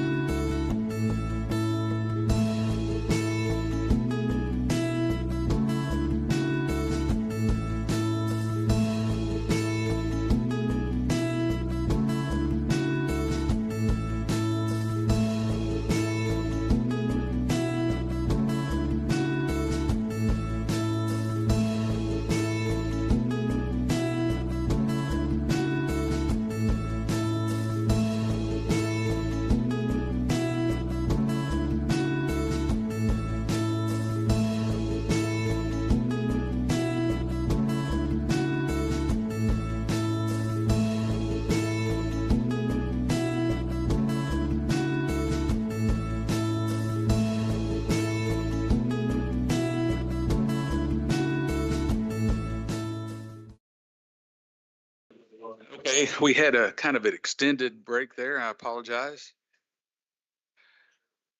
Next agenda item is the most important committee that we have, the audit committee report. Me today. So our committee met May 8th. One of the things I like best about how we have gotten into a good cadence, if you will, in audit is that now we're at a place where we're looking forward more so than we're looking backwards. And we have two things for you today. One is the retrospective look of Dean Dorton's report that was included in your board packet of the quarterly update where we are on things that were decided back in September of 24 that we wanted to have audited. I know there's some success, great success and movement, and I know that our staff pays great attention to this report. You can scroll through it and you can see there's only one red area. And if you read through that red area, you don't have any clue what they're talking about in there, which tells me that we finally arrived at a place where they're finding things that are so technical that only Todd can really understand these things. And I don't make light of that, but when we're now looking at things with this detail and this specificity of exactness, it tells me that we're blocking and tackling very well now. And that should make us all feel very well. I know that these risks are brought to us as a board to just make us aware, but be assured that the audit committee looks to make sure that work in progress and completion dates, and you'll see that column there in there. So no surprises were in that. We felt very good about everything that was going on. We feel like that we've got a good grip on it. And the other item that we undertook this day was the consideration of extending the contract with Dean Dorton around the audit contract. Just so you know, from good governance, a couple of the questions that we've always asked are what's industry standard for continuation of the same, and we're well within that. We'll continue to ask that and make certain that we have compliance in our own world with understanding the need to change auditors at an appropriate time. But we do have some continuity. We are in the midst of a lot of things. So, Todd, I'm going to turn it over to you. You got a chair now, so that's good. I do have a chair. And let you talk a little bit about the logic and the reasoning behind this contract extension. Sure. So with Dean Dorton, we generally don't like to go beyond 5 years working with anyone. It's been 4 years that we've been with Dean Dorton. We found a rhythm in this year. There have been a lot of different audit pieces that we've been going through. And given the complexity of the items we've been working on, we'd like to try to work with them to deal with some of those things. And we've asked for the board to extend them for a year with the idea we would go out for an RFP this year. And the winner of that RFP would start as of July 1st next year. We have a good working relationship with Dean Dorton. It isn't a question about a good working relationship. It is about good industry practice. It is about having people look at things from a different perspective. I might also add one thing to Chair Cox's note about that one red item in the audit report was brought to them by our staff as something that was a concern to us. That they brought forward. So I would just note it wasn't something that they snuck in and discovered. It was something that our staff did. And they worked very well with us to try to figure out what's our path forward and what's a concern. So we would like to extend them for the next fiscal year with the idea we would go out for an RFP for internal auditors for you to vote on next year at this meeting. You can see that recommendation in section F of your board packet there. It comes as a recommendation from the audit committee.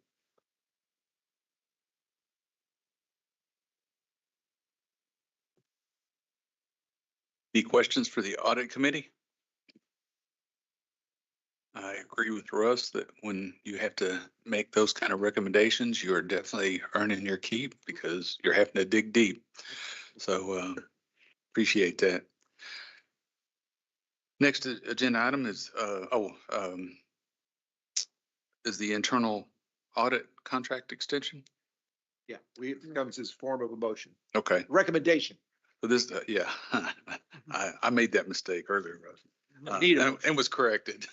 So we need a motion for the Board of Regents to accept the Audit Committee's recommendations to extend the Dean Dorton internal audit contract through fiscal year 2025 and 26. Do I have a motion? Motion. Got a motion? Second? Second. Second? Parliamentary? Chair Martin, Yes. Vice Chair Hamilton, Yeah. Secretary Witten, Yes. Regent Cox, Yes. Regent Girdler, Regent Hall, Yes. Regent Higdon, Yes. Regent McGraw, Yes. Regent Powers, Yes. Regent Rabinowitz, Regent Schaus. Yes. Regent Stevens. Yes.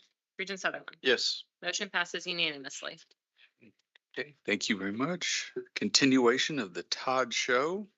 Improvements to leased property, JCTC. And this is it from me for today. You get to see me again tomorrow. Yay. So we have this, an opportunity at JCTC to do some improvements in a leased building that's across from their administration building, the JEC building. The owner would like to do some fairly major renovations. But a part of those renovations include some improvements to space that JCTC is occupying within that building. And so we are allowed to invest some money into leased property if it can enhance what it is that we're doing. Our facilities support services team has taken a look at this and determined that the value to JCTC far exceeds the investment that they would make. But any expenditure into leased property that's between $10,000 and $1 million requires that the Board of Regents approve that particular request. If you'd like to, Dr. Handy is here and can answer some questions for you. But we believe that this is a great investment for them, and we support this. And so we have brought to you a recommendation that we approve this expenditure. One of the pieces is it involves a parking garage, which would create more parking for our students and provide, I believe, 100 spaces downtown for the campus at JCTC. So that alone has some significant value for us. Okay. Yep, sure. Dr. Handy, do you want to speak to the exact detail of it?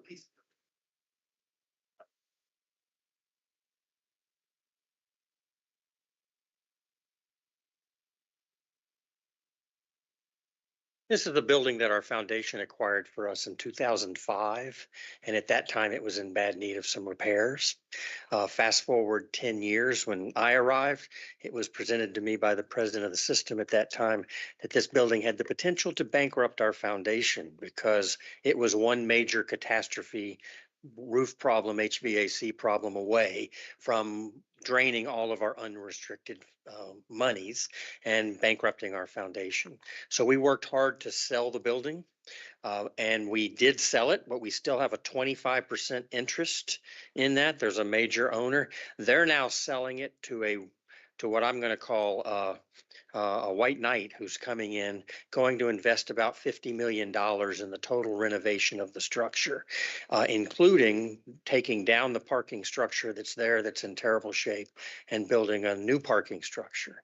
We negotiated to keep 100 parking spaces permanently.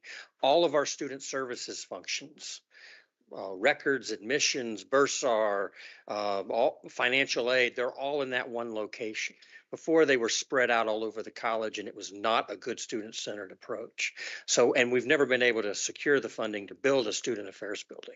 So this is a $950,000 investment that leverages about $4 million of investment in that 50 that will benefit directly the college, plus the indirect benefit of the total building rehab of $50 million.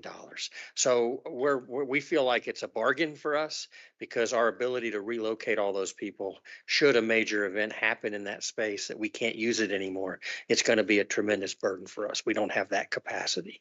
So this is to build a building nowadays, $25 million. This is an investment that probably gives us another 10, 15, 20 million, 20 years of usage of that space and much nicer. Our employees deserve better space. It should have been fixed in 2005. We're now at 2025 and it's still in the same shape that it was in back then. What's that? Oh, well, so that's the problem. So what actually created this situation is the uncertainty over tariffs and the uncertainty. So bond rates have gone up, ratcheted up. It's the uncertainty. It's not the tariffs. It's the uncertainty that has caused that. And the financial model just didn't quite work. And they asked us for a $2 million investment and we said no. And we looked at where we thought we could do. And with board approval, we'll do this. We're comfortable with that because we know what the alternative is going to cost us if we don't do this. So that was the secondary question, that 950, is that a pretty fit? I mean, that's a fixed cost. I know. And the only reason Sure. I ask you is because I know concrete, right? The parking Well, garage and I can't things go go over up a and million down. without state approval. I know, Right? right. So that's the number. Either they make it work or the deal doesn't happen. Gotcha. And we won't invest money until the deals, until the closing of the, so we would invest this at the closing with the contractors who are going to do the renovations and all. And then our system facilities will monitor to make sure that the $950,000 worth of renovations and then some are completed. Is that accurate? Yes. Regents. How long? Okay, I know you guys had it since 2005, Yes. but with these new people. So it's, what's your contract? so it's an interesting setup. They're going to use our foundation as the financing arm of this transaction because it's a nonprofit 501c3 and they can get the bonds through at a lower interest rate. And so the partnership that's going to own it will own it for 40 years. They'll be in charge of it for 40 years. And then at that point in time, it transmits to the college or to the foundation, who would then give it to the college. So way past my time, there's going to be a windfall, hopefully, at the very end of this. That's the setup for the building. And our foundation is actually on paper the owner, but not financially liable for the building because it's a limited liability partnership corporation that is financed by the revenues coming into that building. They're not going to kick us out. We are the anchor tenant of that building. Yes. Todd, I would be remiss if you know the question I'm going to ask you. Have you run this through our Huron and 179 litmus test? We have looked at it as it's a space that we currently use. So it's not an increase of space. It's a space that's being used and used effectively. And so in looking at it, we would have to replace these somehow with more expensive building projects or facilities. So from our perspective, it makes sense Okay. to move forward Just with this. have to ask that because we said that we would go by these guidelines from this point on. And okay, thank you. Appreciate it. Any questions? Any further questions? Okay. We need a motion that the KCTCS Board of Regents will approve the payment of up to $950,000 for improvements to lease space in the JEC building located at 200 West Broadway, Louisville, Kentucky, 40202. So moved. So moved. Got a second? Second. Got a second? Parliamentarian? Chair Martin, Yes. Vice Chair Hamilton, Yes. Secretary Witten, Yes. Regent Cox, Yes. Regent Girdler, Regent Hall, Yes. Regent Higdon, Yes. Regent McGraw, Yes. Regent Powers, Yes. Regent Rabinowitz, Regent Schaus, Yes. Regent Stevens, Yes. Regent Sutherland. Yes. Motion passes unanimously. Thank you, Todd. Appreciate it. Thanks, Todd. Okay, now I ask Vice President of Human Resources, Bridget Cantor, to present the ratification of personnel actions. Sure, Todd, you'd probably like to do this as well, right? Yeah. So in your materials, in your board materials, you should have the personnel action report for the period of February 1st, 2025 through April 30th, 2025. You'll note in this report, once again, unfortunately, the system did have 6 members of our family that passed away during this time period. So I would ask that we take a moment of silence to honor those individuals.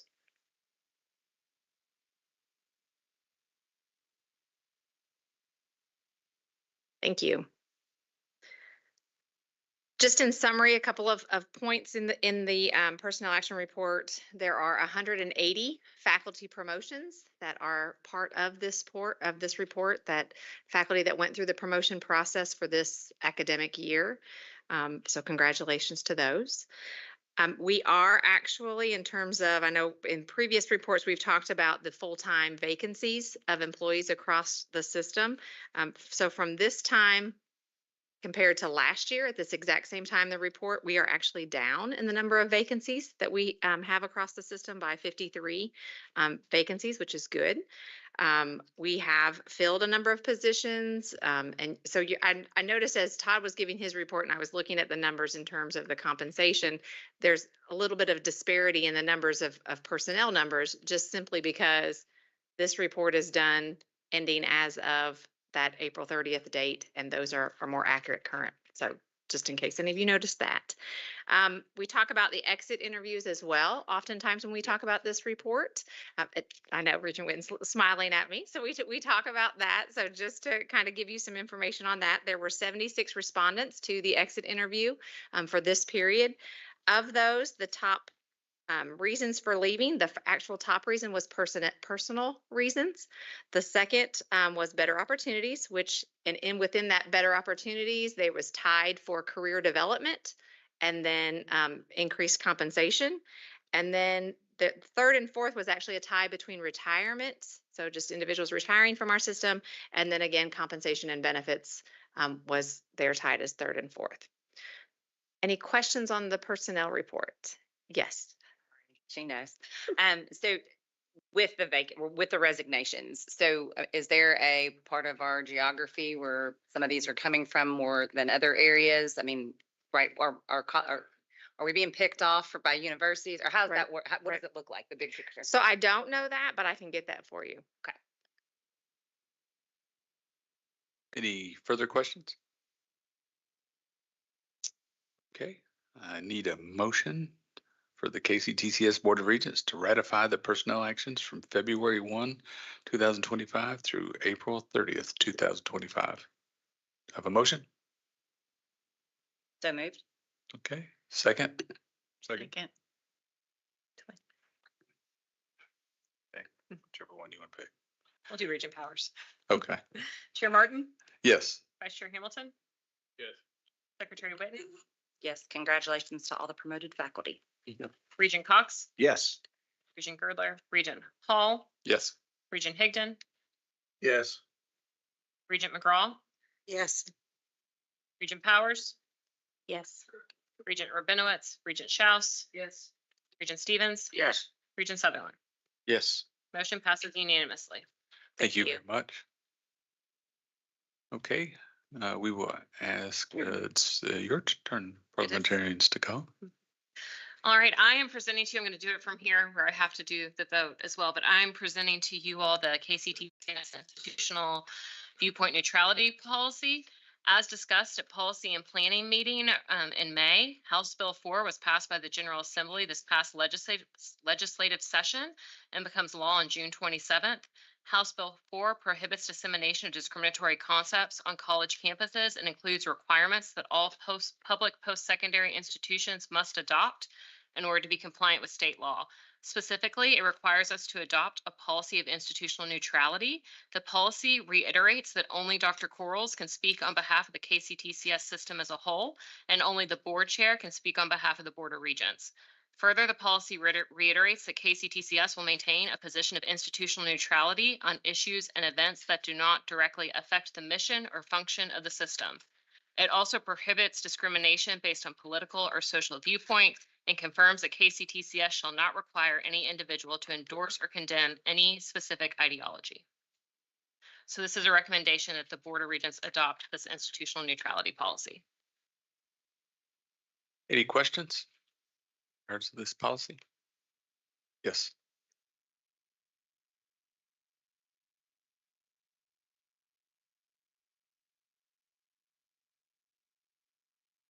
So we already have our campus free speech policy, which largely tracks this policy, but as part of House Bill 4, we also had to formally adopt a Board of Regents approved institutional neutrality. We also have a political participation policy in place too for our employees. Okay. Do we have any other discussion?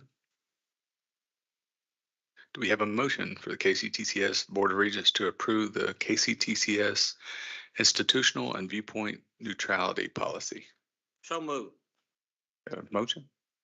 Second. You got a second? All right, Chair Martin, Yes. Vice Chair Hamilton, Yes. Secretary Witten, Yes. Regent Cox, Yes. Regent Girdler, Regent Hall, Yes. Regent Higdon, Yes. Regent McGraw, Yes. Regent Powers, Yes. Regent Rabinowitz, Regent Schaus. Yes. Regent Stevens. Yes. Regent Sutherland. Yes. Motion passes unanimously. Thank you. Dr. Neal? You will be presenting the Board of Regents policy of collaborative program development. Good afternoon, everyone. I'll be presenting actually while I'm up at the podium, 3 items, all related to changes that we're recommending in relation to House Bill 4. The first being a policy, a rather lengthy policy, 4.12, that is called collaborative program development. There's 2 sections to the program, to the policy. The policy, in essence, outlines all of our credentials. On the degree front, our Associate of Arts, Associate of Science, Associate of Fine Arts, and our Associate of Applied Sciences, and then it goes on into delineate diplomas and certificates. Within the degrees, it tracks the general education categories that you can see in the middle of the page under the background section there, such as written communications, arts and humanities, and so forth. For the Associate in Arts, Associate in Science, and Associate in Fine Arts, which are the degrees that are designed primarily for students to transfer to our universities after completing 2 years of mostly general education-based courses, there is the statement that you see in red with the strike through at the bottom of this page. It is our recommendation that in order to be in compliance once House Bill 4 is turned into law later this month, that this requirement and verbiage be removed from this policy. So what does this verbiage say? This verbiage, as you can see there, it says that students completing the 3 aforementioned degrees as part of fulfilling their general education requirements must also complete a course that has been granted cultural studies status. Now, the cultural studies status is a list of courses that simultaneously meet one of these general studies, these general education categories. So students typically can take one course and meet 2 requirements. So by removing this requirement, it would bring us into compliance with the soon-to-be law, but it also on the student front does not take away from the credit hours or add to the credit hours that they need to complete their degree. As far as the colleges and the faculty that teach the courses that have general study status, they could still, if they so choose, teach these courses because these same courses meet one of the general studies, typically arts and humanities or social and behavioral sciences. So that is our recommendation that we bring forward to you, is a removal of this one requirement and verbiage in policy 4.12. Okay, do we have any questions, discussion?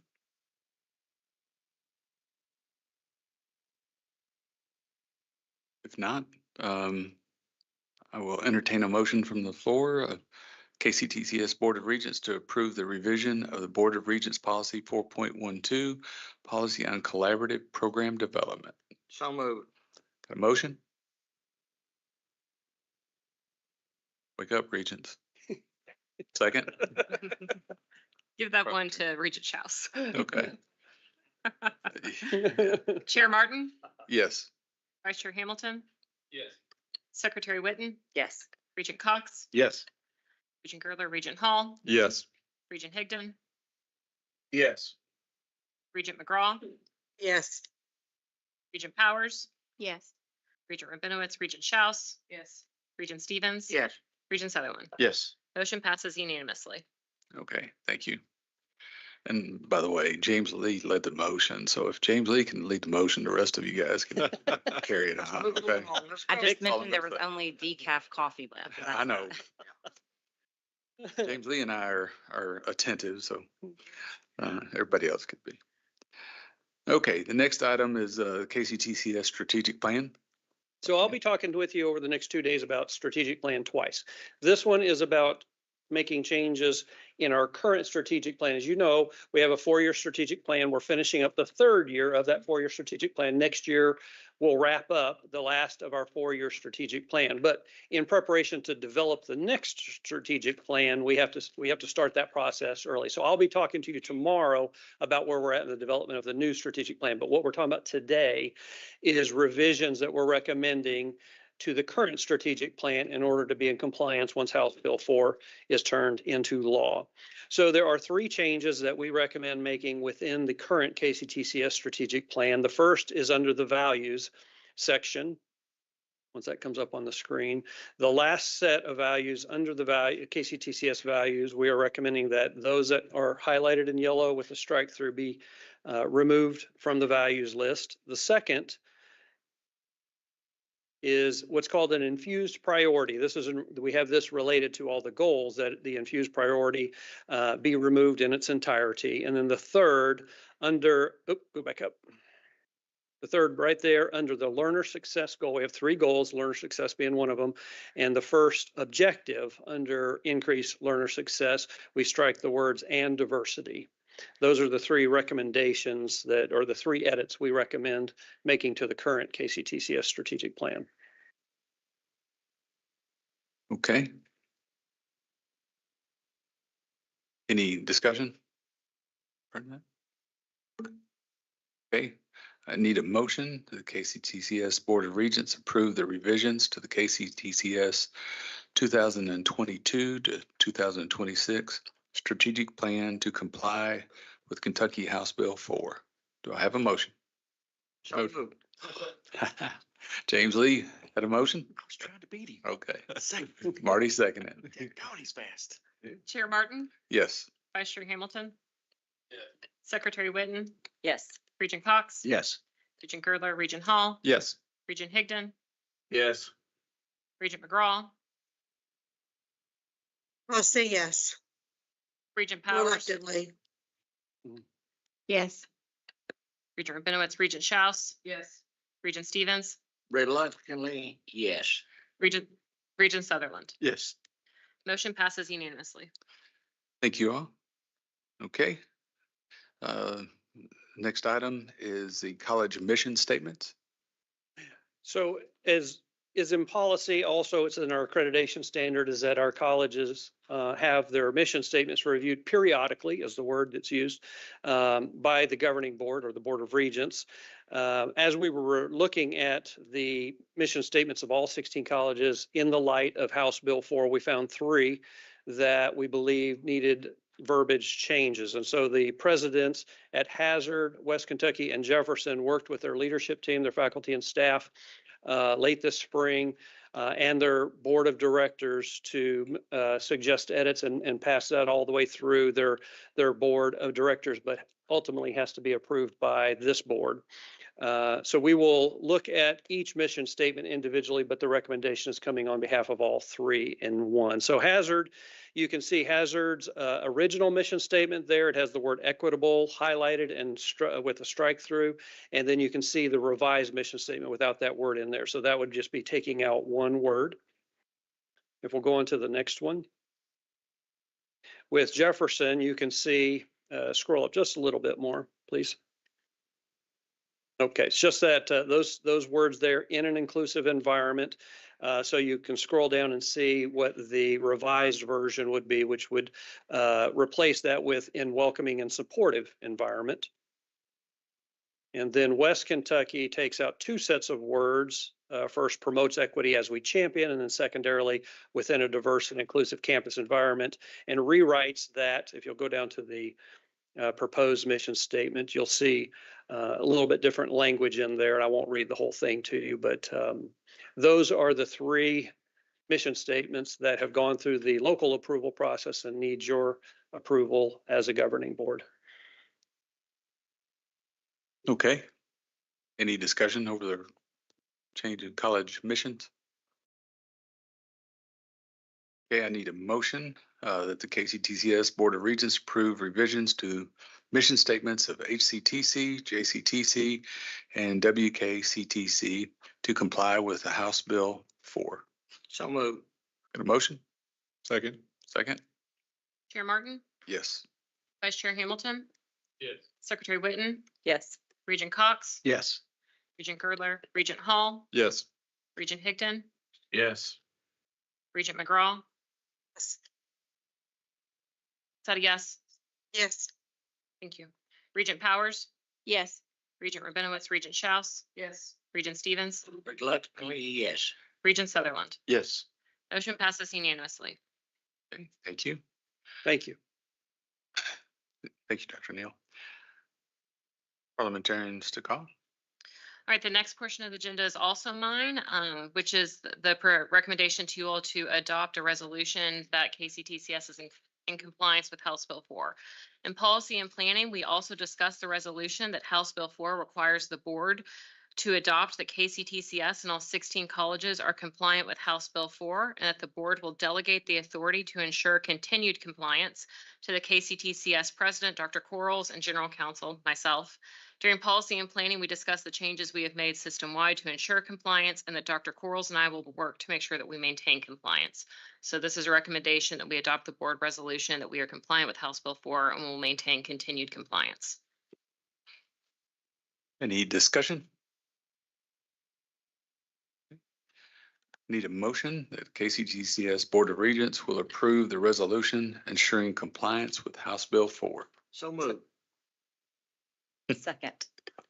He is fast. He is. Chair Martin, Yes. Vice Chair Hamilton. Yeah. Secretary Whitten. Yes. Regent Cox, Yes. Regent Girdler, Regent Hall, Yes. Regent Higdon, Yes. Regent McGraw, Yes. Regent Powers, Yes. Regent Rabinowitz, Regent Schaus. Yes. Regent Stevens. Yeah. Regent Sutherland. Yes. The motion passes unanimously. Okay, thank you. Appreciate it. The next agenda item is KCTCS President's Evaluation. I will be taking care of that. We actually went over this in our Policy and Planning Committee as well. So sorry for those of you that attended that. You'll have to listen to it again. But I want to thank you to the board for full participation of the evaluation for Dr. Quarles. Really appreciate that. That means a lot for everybody to have their voice and have their participation in the process. The overwhelming feedback from the survey is that the board is pleased with the progress Dr. Quarles has made in relation to his vision and goals that he has set for KCTCS last June, and the work he has done on behalf of the institution on both a state and federal level. As always, there are a few areas of improvement, and Dr. Quarles has welcomed the feedback. Dr. Quarles' evaluation was discussed in detail during the policy and planning meeting, but if anyone has any additions, questions, or comments, please feel free to state them now. Floor is open, even for Dr. Quarles. Yeah. As we're waiting for more feedback, you should have received an email from me last week with my written response per KCTCS board policy. So if you get a chance to read that, would appreciate that. Again, this is somewhat of a reflection, not on me, but our team that's here today. So thank you. And as always, I'm just one phone call away. So Regents, whatever you need, let me know. Appreciate that. And furthermore, for next year, I know we talked about this. I would suggest that the August Policy and Planning Committee, that committee complete an evaluation framework to be adopted at the September meeting for future presidential evaluations that hopefully includes the vision and goals as presented today. But thank you so much. Yeah, I agree. We can refine this process a little bit, make it even better. Any comments? We think you're doing a great job, and you've established a great team. So keep up the good work. We really appreciate it. So if there's no further discussion, I need a motion that the KCTCS Board of Regents approve the KCTCS President's 2024-2025 final evaluation. Do I have a motion? Okay, we have a motion. Second. Second. Chair Martin, Yes. Vice Chair Hamilton, Yes. Secretary Whitten, Yes. Regent Cox, Yes. Regent Girdler, Regent Hall, Yes. Regent Higdon, Yes. Regent McGraw, Yes.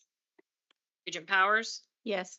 Regent Rabinowitz, Regent Schaus, Yes. Regent Stevens. Yes. Regent Sutherland. Yes. Motion passes unanimously. Okay, thank you. Appreciate it. Next agenda item is the KCTCS President's Contract. In along with our responsibility for us to evaluate the president, which we just went over for the Policy and Planning Committee, we're also to look at his contract and make recommendations. And per the KCTCS Policy and Planning Committee, we reviewed the Board of Regents evaluation results with Dr. Quarles on May 15th. The Board of Regents evaluation results of Dr. Quarles' annual performance evaluation and comments were exceptional. Dr. Quarles provided the Board of Regents on June 6th with his insight for the upcoming year. We will be more vigilant with providing Dr. Quarles more specifics in future evaluations and provide the Board of Regents more detailed directions. In recent Board of Regents discussions, we have found the need to establish a suitable format for the executive leadership contracts. This template is currently being used for newly employed cabinet level positions. We are recommending we use this same template to renew Dr. Quarles' contract for July 1, 2025 through June 30th, 2028. For KCTCS policy, we performed a market analysis for the president's total compensation, and we are making 2 recommendations relating to total compensation. The 3 governing officers are making the following recommendations to the full board for consideration regarding the revised contract. And I do want to thank Vice Chair Hamilton and Secretary Whitten for participating in that and for us having a healthy discussion and researching this. So in regards to the contract, we saw the need to try to get consistency with the president and the cabinet and our president. And so we updated separation language. So Dr. Quarles' contract is to be in line with the other executive leadership. Like the other executive leadership, we are to provide Dr. Quarles an executive supplemental allowance of $40,000 per year to be paid in regular pay period installments. Dr. Quarles' previous contract did not have an ESA, and this is consistent with other executive and presidential leadership contracts. Increase Dr. Quarles' car allowance stipend from $20,000 per year to $30,000 due to his additional travel across the state. Removing the mandatory annual physical exam, extending his contract period from June 30th, 2027 to June 30th of 2028. And we remove some redundant language in the for cause section. So those are the changes that we made to the new into the foundation of his contract while moving to a more consistent template that we are using for the cabinet. And he will be the first president, our president. He will be the first one of the presidents to have that type of contract. And he will be leading that way with PLT as well. So, questions? So on here, you've got an ESA can be spent on anything, tractor, combine? That. Part of the total compensation Okay. package. And that would bring you to market. But we're not getting market. Just asking that question there. We did look at market. It doesn't get him to market, but it gets him closer to the market.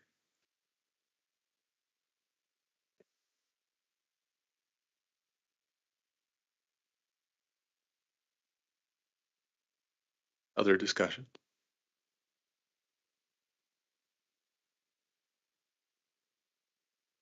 Okay. No further discussion. Do I have a motion to accept the recommendations that we are making here? So, second. We have a second. Parliamentarian? Chair Martin, Yes. Vice Chair Hamilton, Yes. Secretary Whitten, Yes. Regent Cox, Yes. Regent Girdler, Regent Hall, Yes. Regent Higdon, Yes. Regent McGraw, Yes. Regent Powers, Yes. Regent Rabinowitz, Regent Schaus, Yes.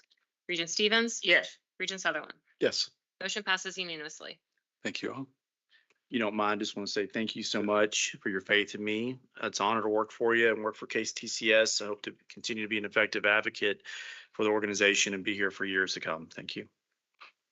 Well, this does help you keep another year under your belt for us. So that's good. Okay, as has been our practice, the board allows a period of public comment. Shannon, has anyone signed up for speak? Okay. So with no one signed up to speak, we'll go to the next agenda item. I'm sorry. I will ask parliamentarian Stegall to conduct the board elections. I'll remind everyone that if you are running for an office, we ask that you be visible and able to be heard on camera as well for recording your vote. So the floor is open for nominations for board chair. Are there any nominations? I have a nomination. Yes. We're a chair? For board chair. Yes. I'm a big believer that when you've done time as vice chair, you should be required to do time as chair. Therefore, I nominate Keith. And on a serious note, a lot of confidence that I have in him, a lot of continuity that we need with momentum will be kept. And I feel very strongly that very well prepared, very well committed, put students at the forefront. Regent Hamilton, do you accept the nomination? I do. Any other nominations for board chair? I nominate Jimmy Lee. Regent Stevens, do you accept the nomination?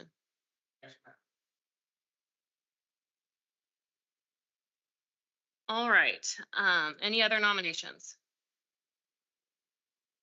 As per policy, you will each have 5 minutes if you'd like to give a speech regarding your nomination for board chair. Regent Hamilton, we'll start with you if you'd like to say anything, and I will keep time. All right, I will make it brief. This has been a very good experience for me. I'm in private industry right now.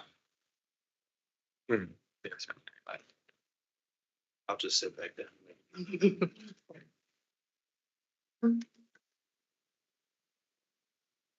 I just again wanted to say that this has been a phenomenal experience for me.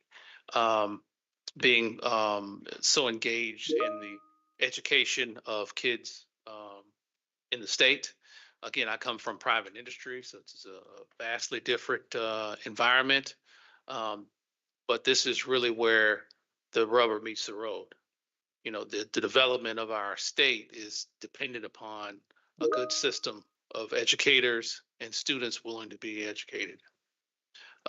This role for me is helpful, again, to bring more clarity, some diversity of opinions, which I think over the last several years I've been able to do that effectively.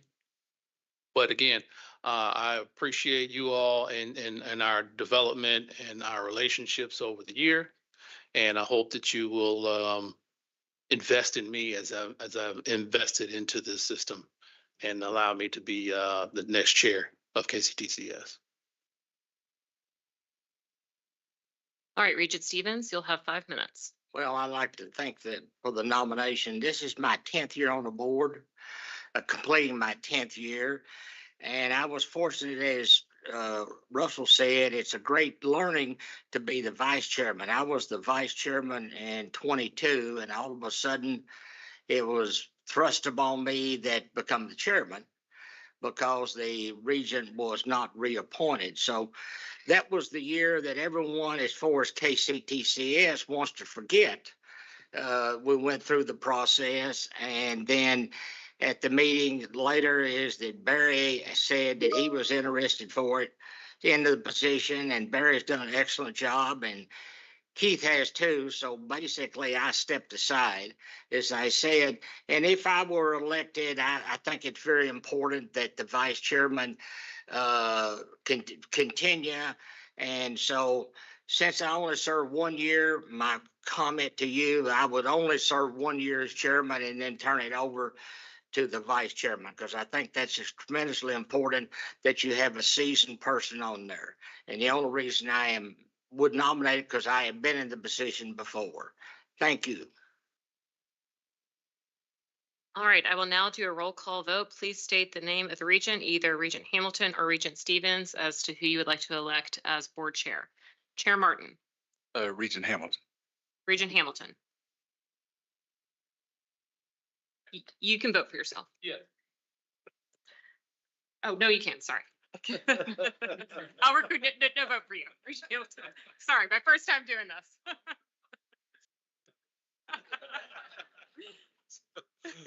Regent Whitten, Regent Stevens. Regent Cox, Hamilton. Regent Girdler, Regent Hall, Regent Hamilton. Regent Higdon, Regent Stevens. Regent McGraw, Regent Hamilton. Regent Powers, Stevens. Regent Rabinowitz, Regent Schaus. Stevens. Regent Stevens, you can't. Stevens. Regent Sutherland. Stevens. All right, give me a second while I tally. I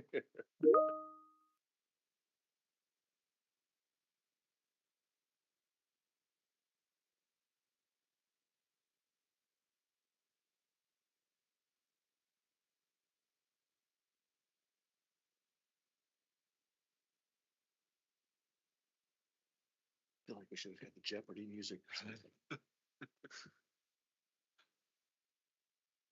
Congratulations, Regent Hamilton. You've been elected board chair for the next term.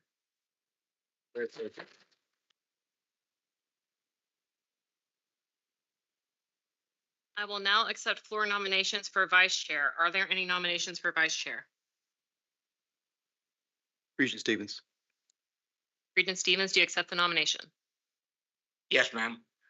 Are there any other nominations?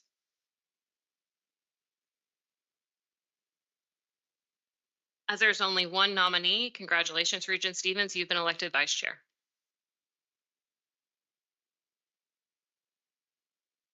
I wanted to vote for him. Can we do it? Okay. In the interest of time. Are there any nominations for secretary? Regent Whitten. Regent Whitten, do you accept the nomination? Are there any other nominations for secretary? Congratulations, Regent Whitten. You've been appointed as secretary for the next term. That concludes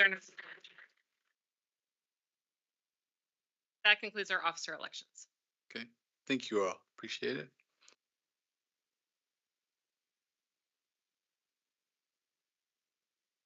Do I carry on? Okay. This concludes our agenda for today's meeting, right? Just a quick announcement. Community breakfast, 8 o'clock here. No, student center. Thank you. Chair Martin. Close it up.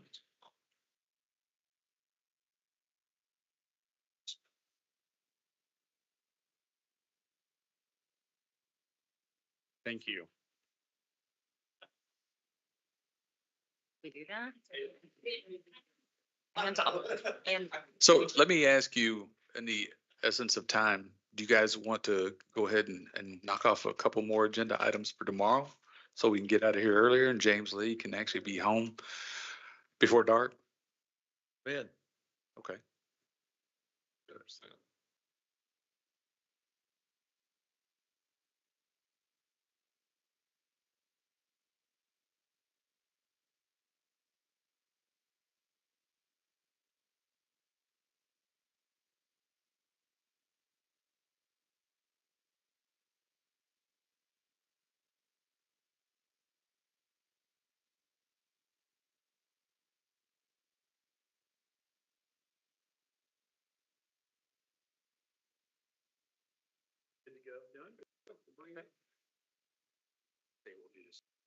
Okay, we will go over the Elizabethtown Community and Technical College presentation in the morning.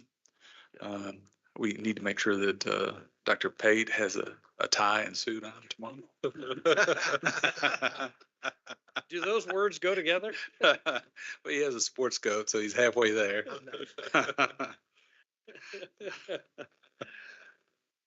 I just had to do that. Okay, Dr. Neal, you go over increased organization success. Actually, we're going to do the strategic plan update. That's what we're going to jump into. If you'd like me to do that, we can do that as well. Just a quick update. As I was saying earlier, I was going to talk to you tomorrow about just progress to date on our development of a new strategic plan. As Dr. Quarles said, we've had we're working on a weaving together of a variety of different initiatives that have accumulated over the years, from Huron to SJR to the CPE strategic agenda to, you know, our current strategic plan ideas, into the development of a 4-year strategic plan that will carry us between 2026 to 2030.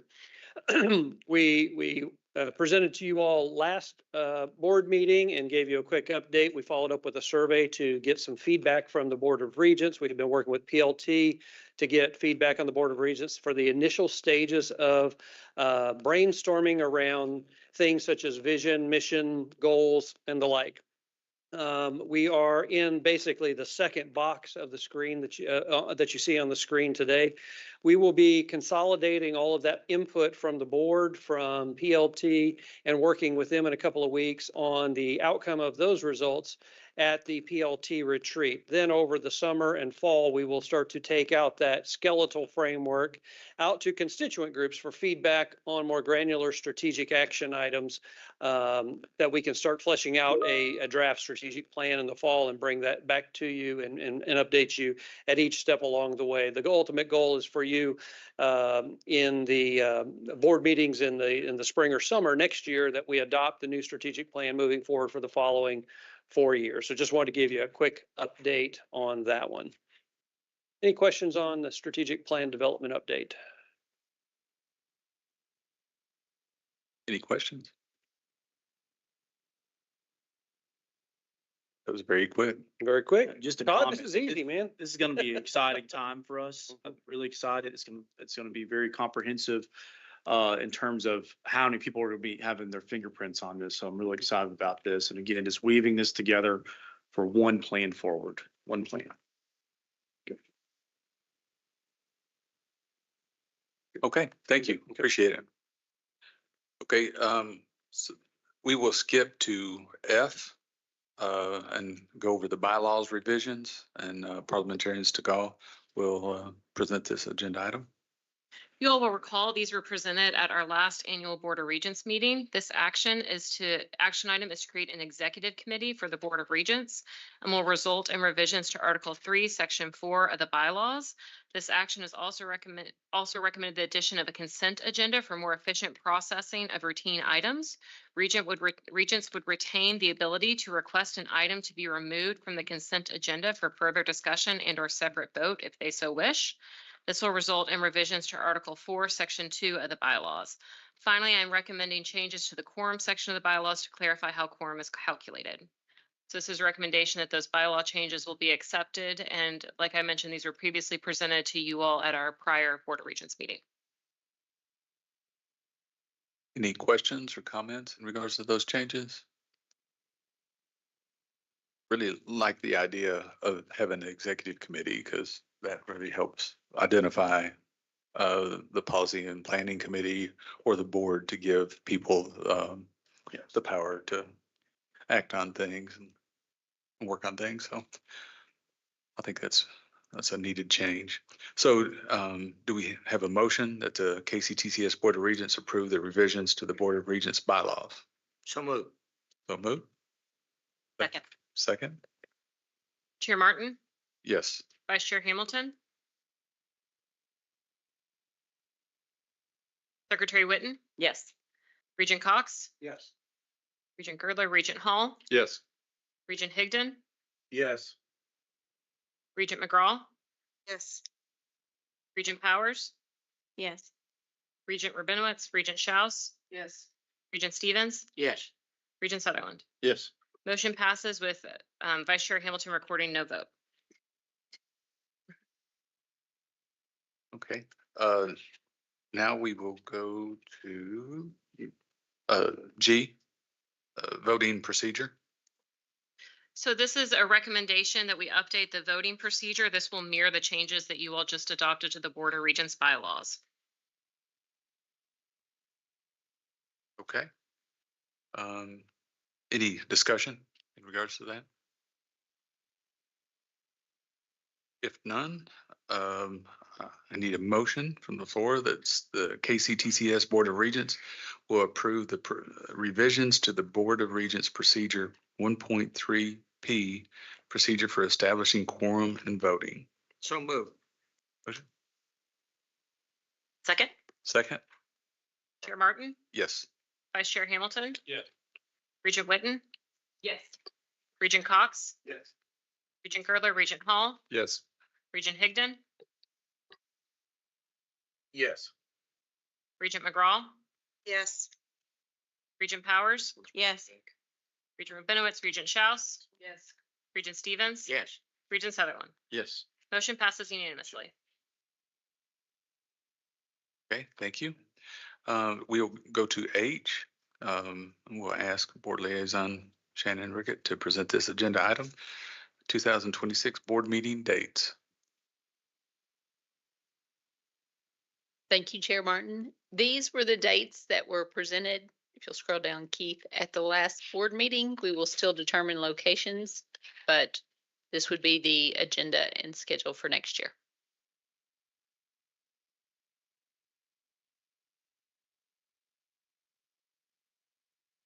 Okay, any questions about those dates? Okay, I need a motion from the floor that, So move. let me give you the motion.